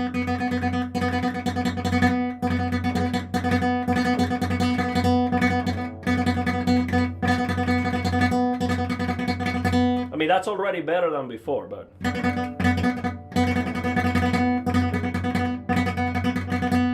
it's not like this. It's not like this.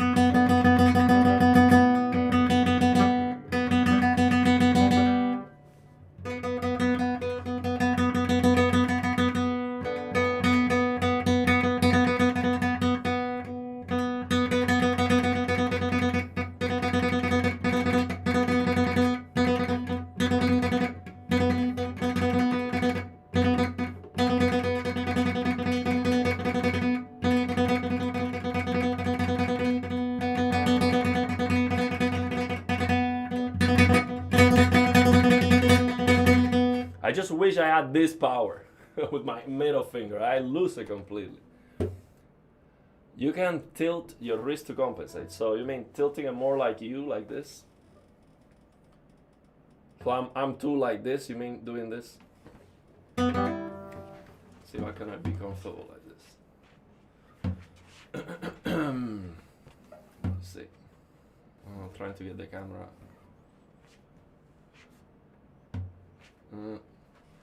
See if I can find the camera angle here.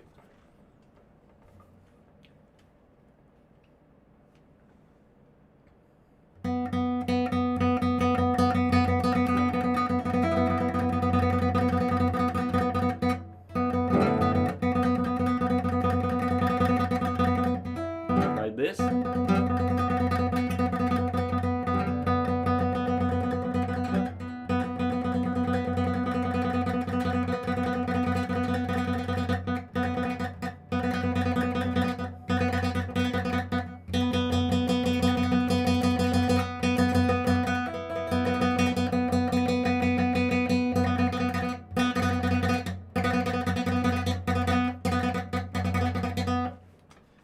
tilted towards my thumb. Towards my thumb.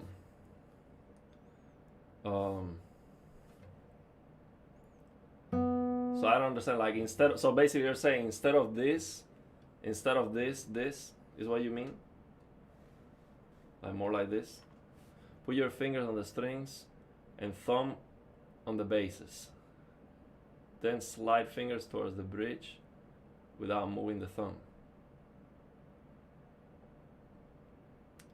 So you mean this. This. So instead of like this, to get the thumb closer to the index. Let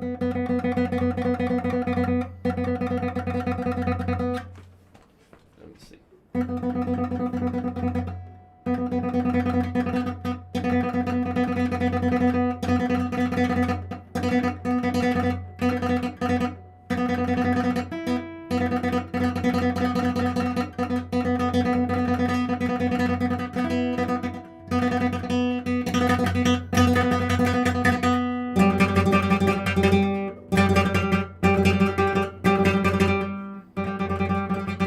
The opposite. Oh, so you're talking about the opposite, like this?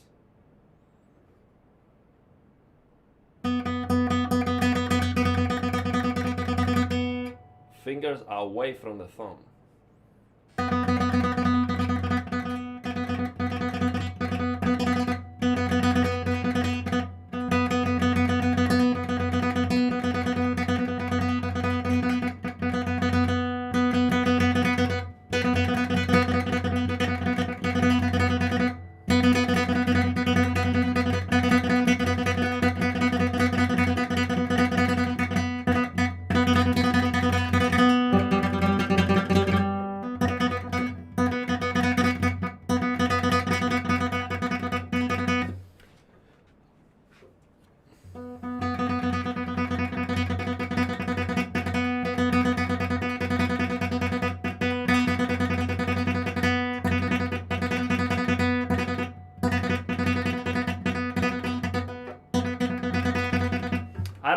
I am not feeling it. But Grisha, look, if you dedicate to me this time, you have dedicated on the chat, I think I can definitely improve. So yeah, let's try to do it one day. One day, if you have a chance, let me know. You can show me. I don't get it. I know you can. I know you can make me get this, but I just don't find the right combination. Basically, imagine you're checking your watch. Checking my watch like this. So more like, oh, I see what you're saying. Like trying to look at my, so be able to see the wrist. That's how that kid had the hand more like this.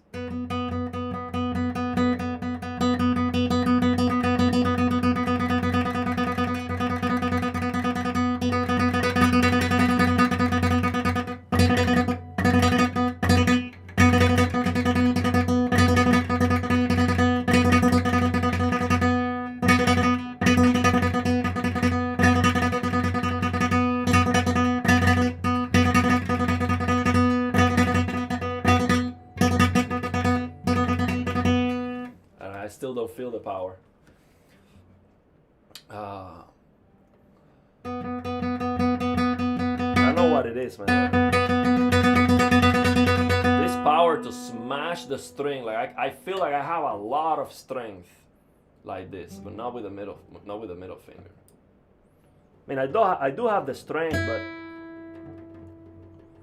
from here, but.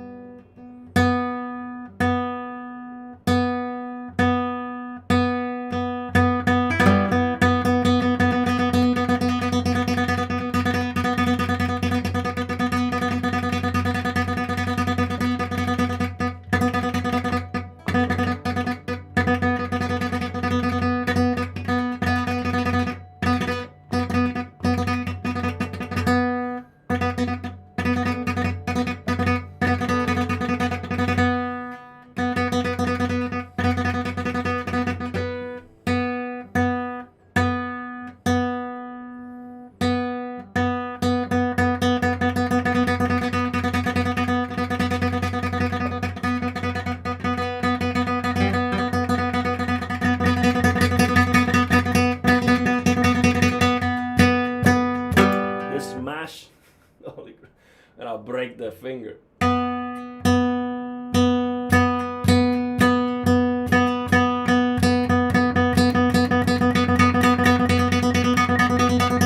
I just feel that the ring finger can go so much higher and smash it.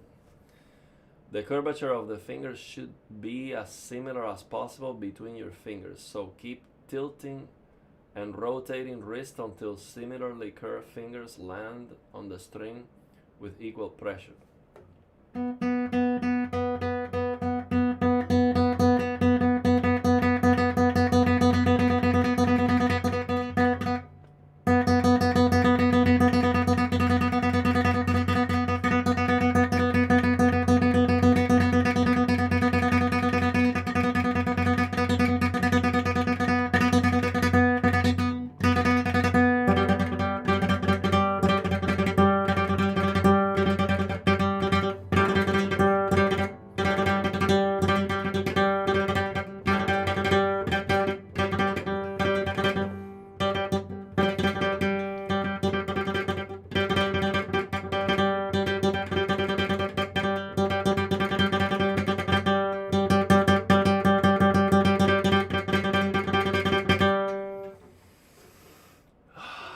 Try it with stationary fingers. I mean with this, like this.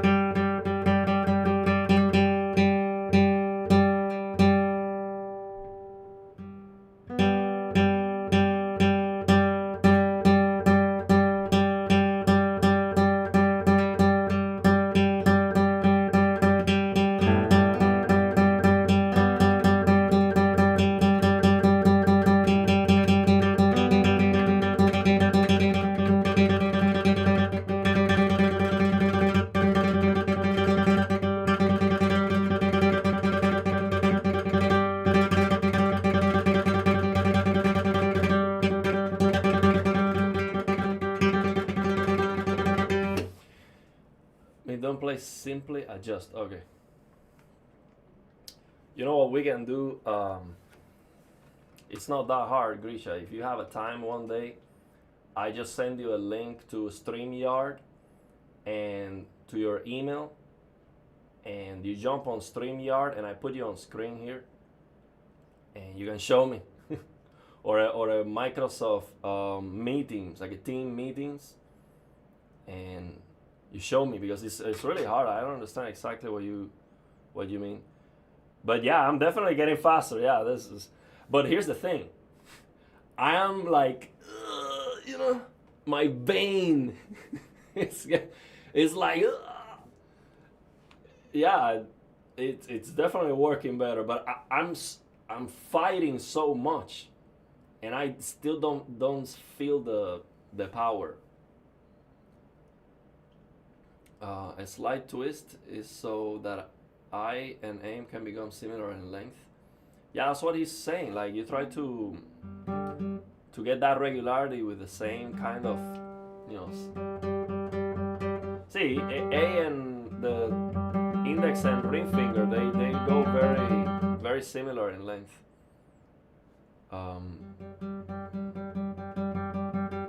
Would help to focus, feeling the string right underneath the nail each time it strikes. I just performed with Marco, and he killed me. So who is Marco? Marco Tamayo?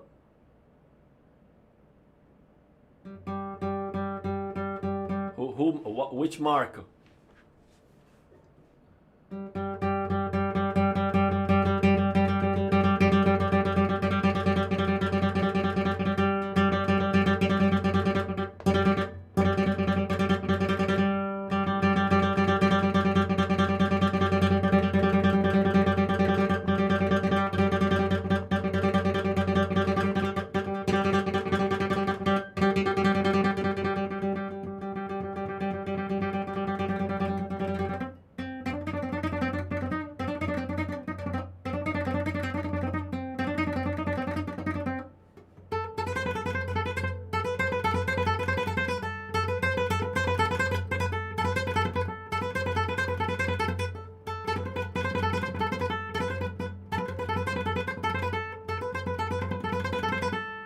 So I think at this point we can almost match Grisha Kid. Oh, Marco Tamayo?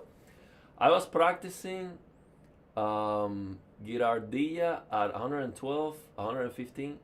He was doing like 140. Marco Tamayo. So, but Girardilla. But what was that? 6 That so 140 BPM. What? Yeah, Marco Tamayo. He's he knows some secrets that he's not telling. He's not teaching some of his secrets. So what was that? Girardilla. Let's see. Girardilla. Let me see what is that. I don't even know. Girardilla. Marco knows. Marco Tamayo is a beast. Marco Tamayo. See. He doesn't have a video of that, right? Is that something new he's playing or something you played together? Girardilla. I don't see that. So let me see if I'm spelling it right. Girardilla. Girardilla. Look for Los Romeros recording. Oh, I see.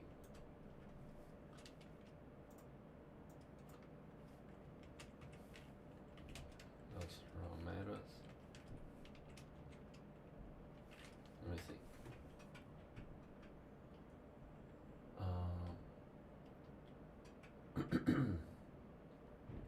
Okay, presto.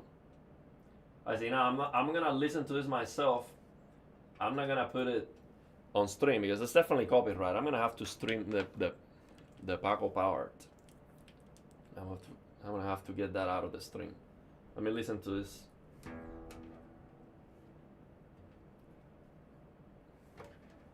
Concierto Madrigal by Rodrigo. But that's not that hard for you.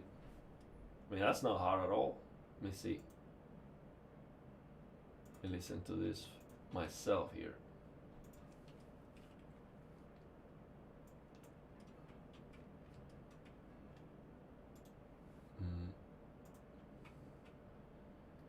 Oh, I know what that is.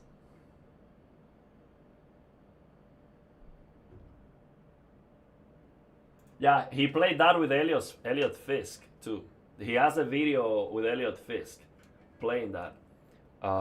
So you're saying he was playing that 140 BPM, so that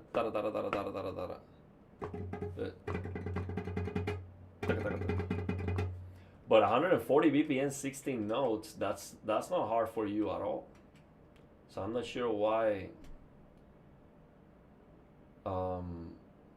what you're saying 100 let me see. Marco Tamayo.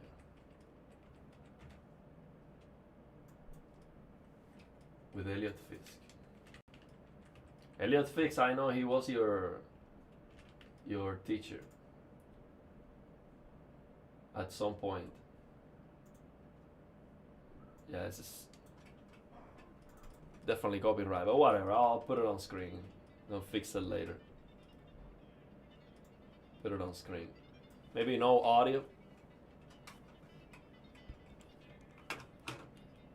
Which part is that you're saying he was doing too fast? The beginning?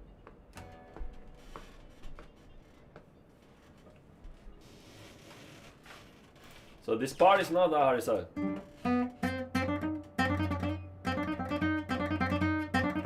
It's like this.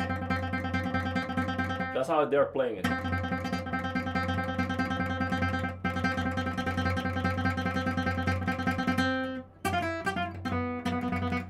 That's how fast they're playing it.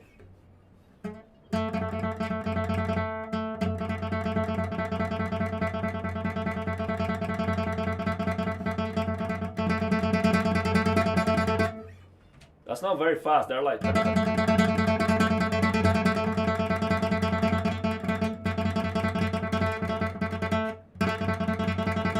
Maybe the last movement. So the whole movement is like one long scale. Oh, I see what you're saying. That it's just an endurance thing. But 140 BPM, I can do 140 BPM long. I'm sure you can too. 140 BPM, that's like my endurance speed. So I'll do 140.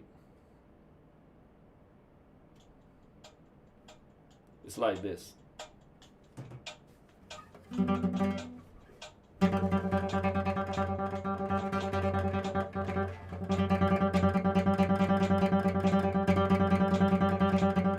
Like this.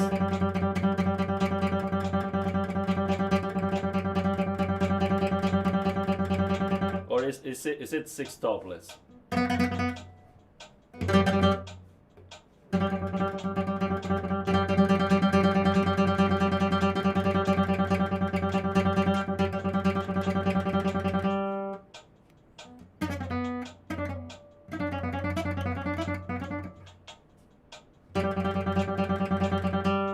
I don't think that's hard at all for you. I mean, I've seen you play.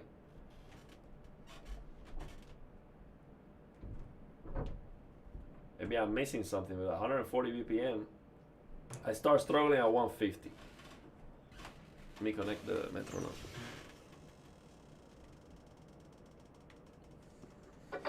At 150, I cannot keep it up for that long. It's 150.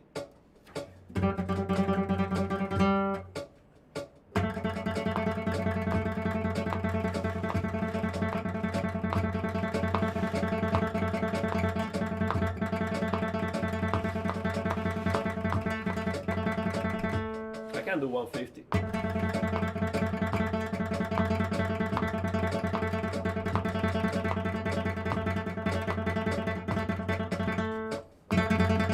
Let's see 160.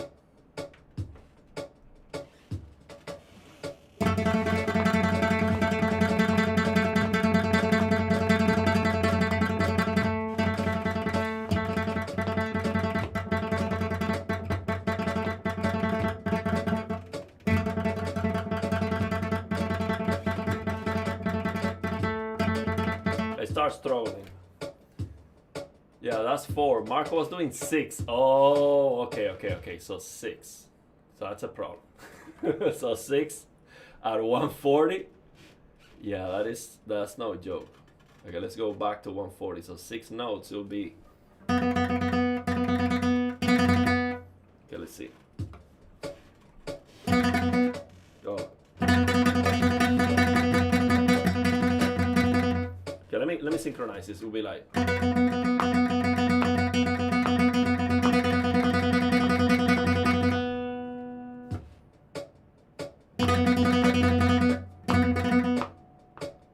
two, three, 4. I think I haven't practiced like that. It'll be like.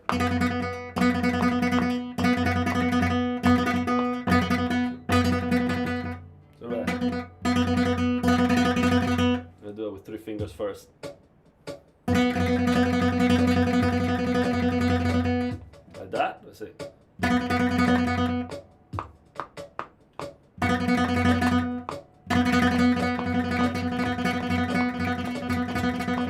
Oh.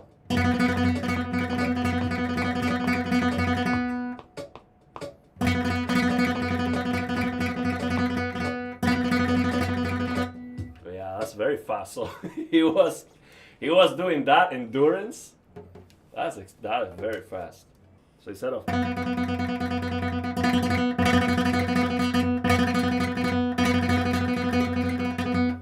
so I mean you did that 190 BPM on your video with 3 fingers. So you can do 190 with 3 fingers, but he was doing that with 2 fingers. So basically 140 BPM.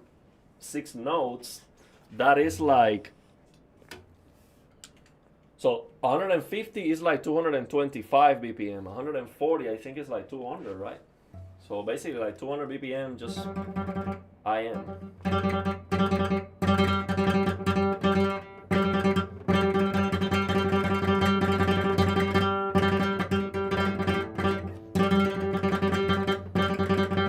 already faster. This thinking about the out part definitely helps. So yeah, I'm already faster. So that's 210 BPM. Okay, well, I cannot do 210. Definitely not endurance. So you're saying Marco was doing 210 BPM, 16 notes like for a minute. Endurance. That's incredibly fast.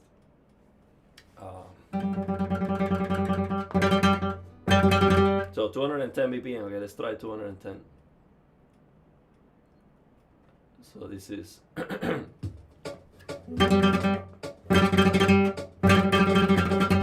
Yo. So Marco was doing that with 2 fingers.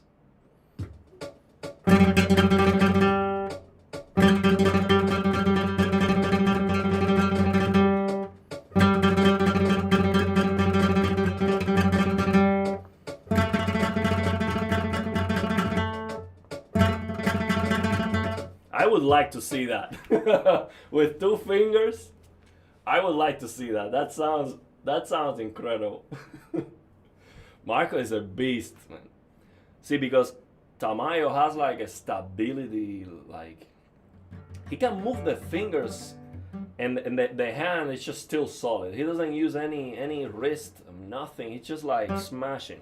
Now Tamayo clearly, I see something very clear when he plays fast. Let's check out a Tamayo video here.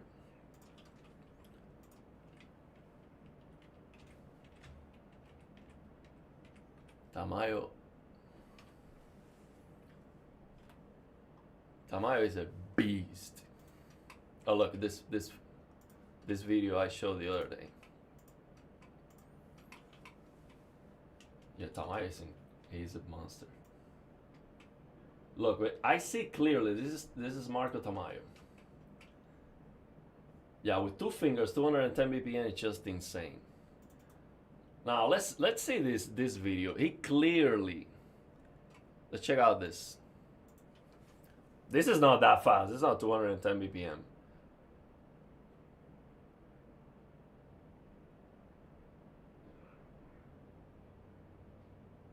That's not that fast. But what I clearly see on this video, if you slow it down, check this. If you slow this down, you can clearly see that he's pulling index, then middle. Look, he's doing index, middle, pull. Very clear. Index, middle, index, middle. Pa-pa, pa-pa, pa-pa. Pa-pa, pa-pa, pa-pa, pa-pa, pa-pa, pa-pa. See? Very clear.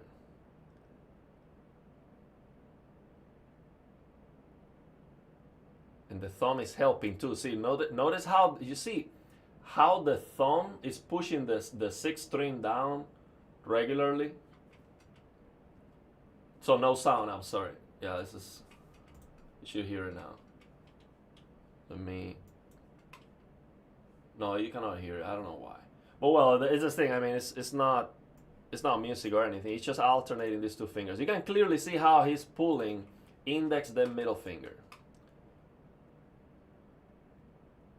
So I think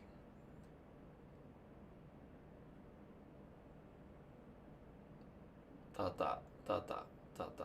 See, pa pa pa pa pa pa. So basically, from what I see on this video, he's doing this. He's doing this.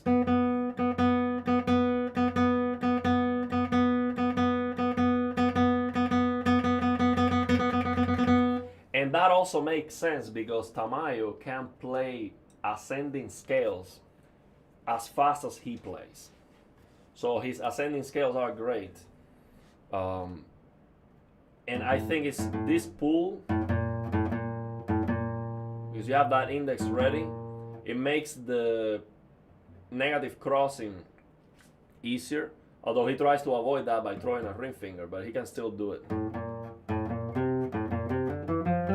He does.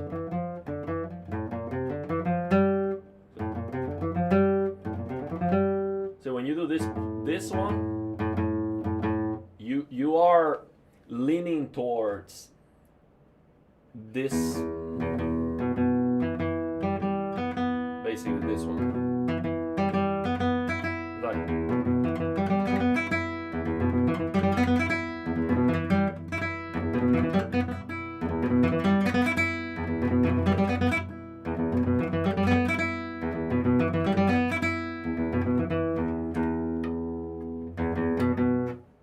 why does it sound like that?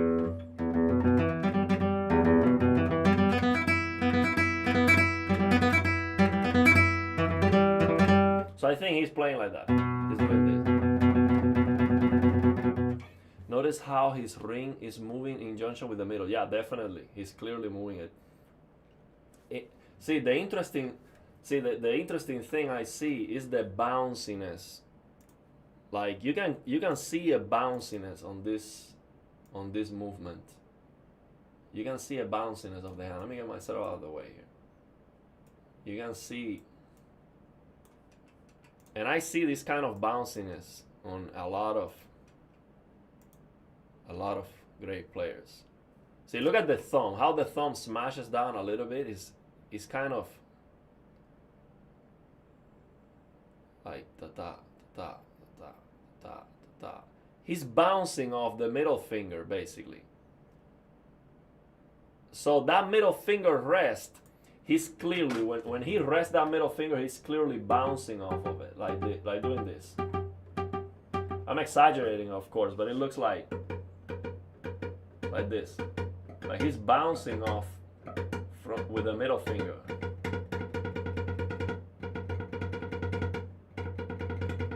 And of course, like Grisha says, he's definitely moving the middle and the ring finger together. No, his hand looks definitely relaxed. I mean, Tamayo has a very, very, very,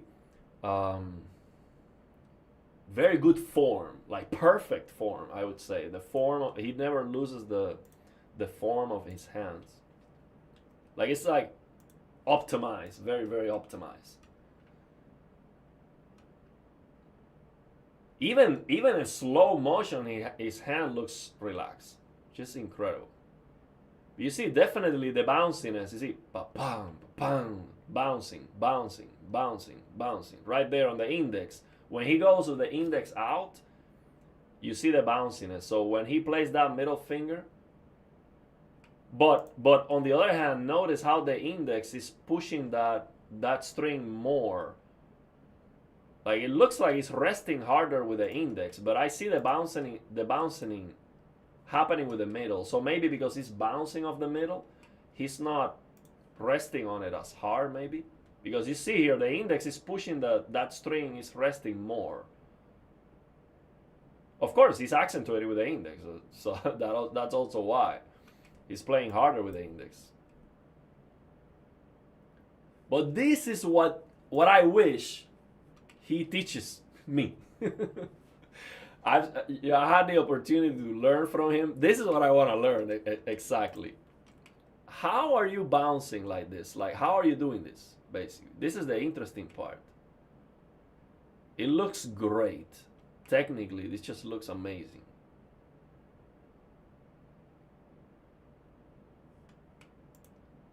Looks interesting. Very, very interesting. Yeah, his hands look relaxed. But there's definitely tension. I can say that Tamayo is giving the extender muscles the attention they deserve. So you mean the return, what you were telling me to focus on this return.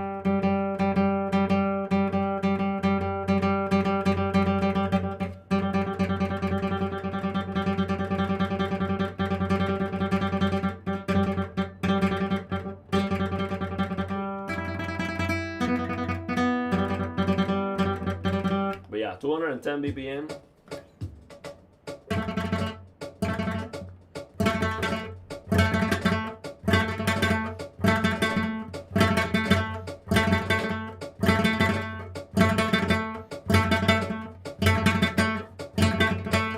I can almost touch that speed with index ring finger, but not with the middle. it's all balanced and relaxed, hence the bounce. I think a left hand technique is as important as a right hand, of course. But the thing is, I can move my fingers here at 210 BPM. That's not the problem for me. For me, it's definitely the right hand. I can do 210 BPM with the left. Pluck the string with extensor muscles for practice. Oh, you mean practicing this?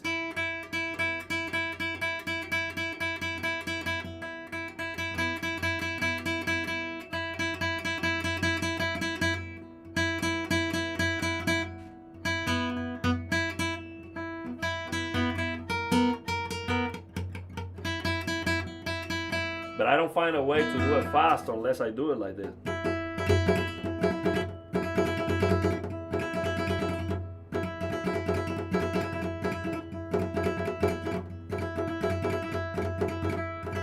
Like a strumming, but I don't find a way to do it to the outside from here because I don't know how to return.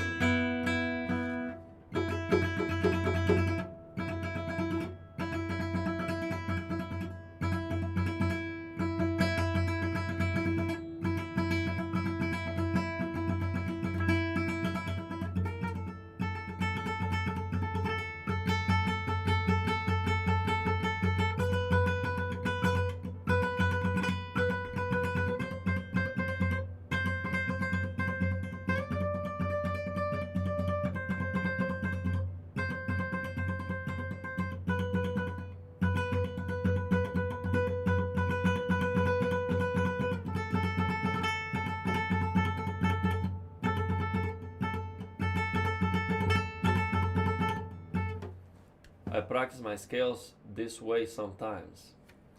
Pluck the but the thing is, I don't find a way to do it like this. I don't find a way to do it like from the inside.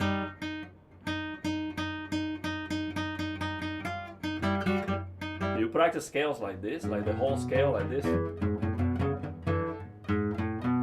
But how can you do it clean? Or do you don't care about doing it clean? Just do it like this.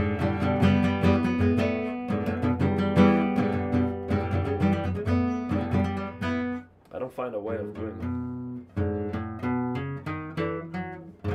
it. You do it like this,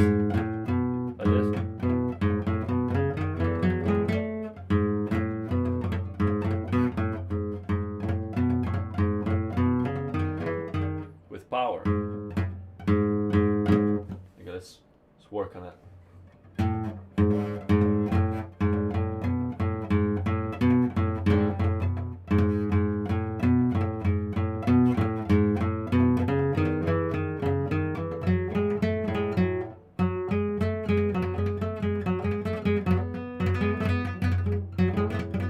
Find a way to do it with free stroke. So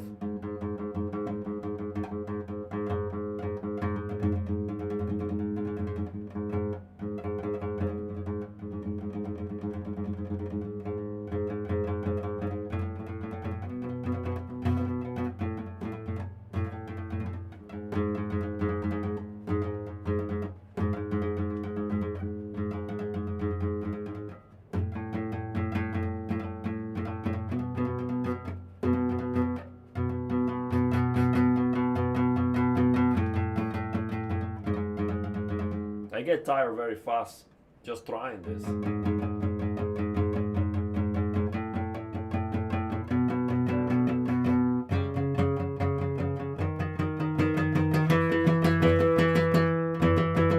So with power, like a rest, like a...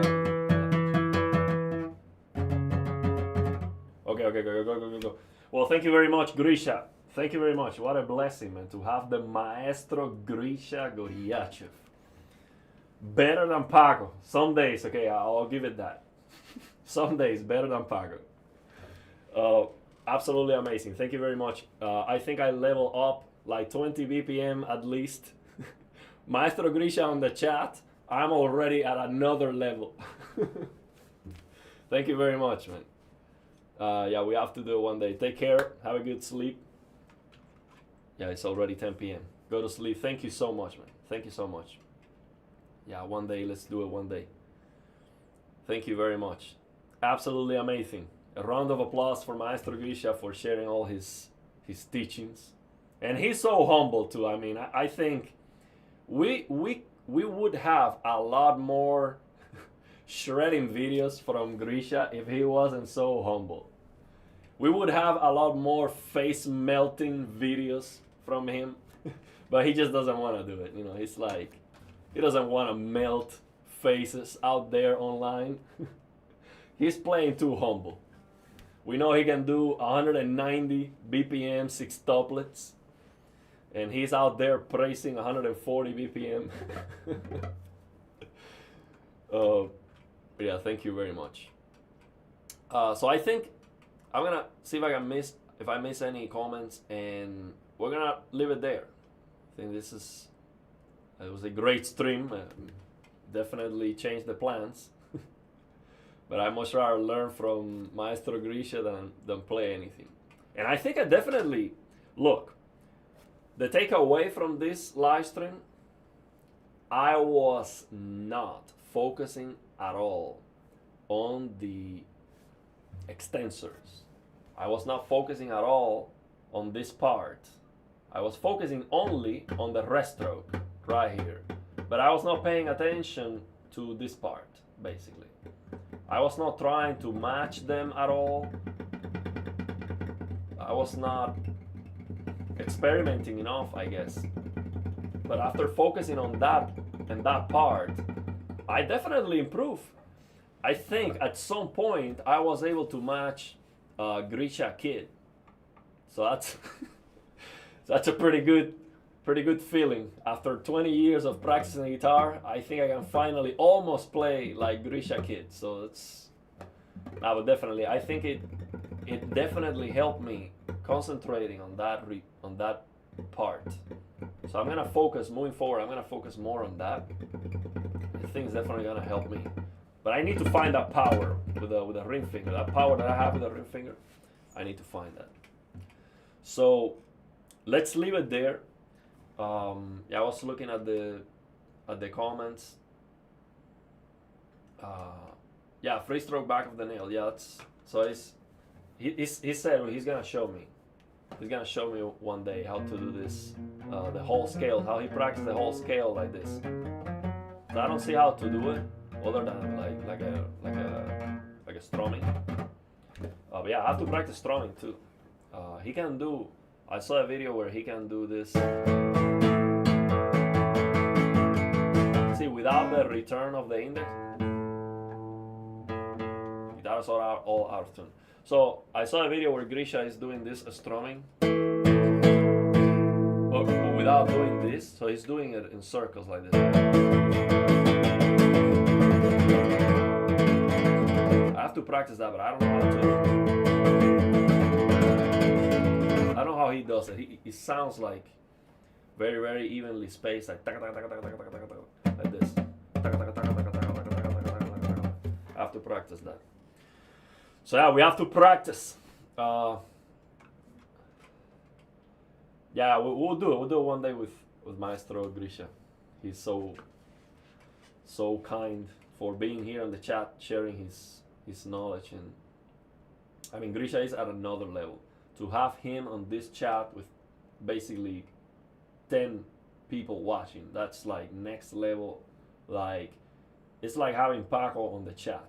Just think about that. He's legendary on the guitars. To be here on this chat, you know, sharing his knowledge, his experience, that's unbelievable. Like, you'll never see that on anyone. It's just incredible. So this return is part of the preparation, but there's a system to it, as far as I understand. Yeah, definitely. Definitely get inspired to play and practice more. That's what it's all about. Paco Serrano has a video on extending at the same time as attack. Yeah, I've watched the Paco Serrano video. He's great too. He's a great teacher, great player. So let's leave it there, man. Thank you very much for stopping by. We'll do more live streams. We'll do more. Hopefully we can do one with Grisha one of these days. So again, thank you very much. We'll leave it there. Take care, and Have a good one and practice more. We need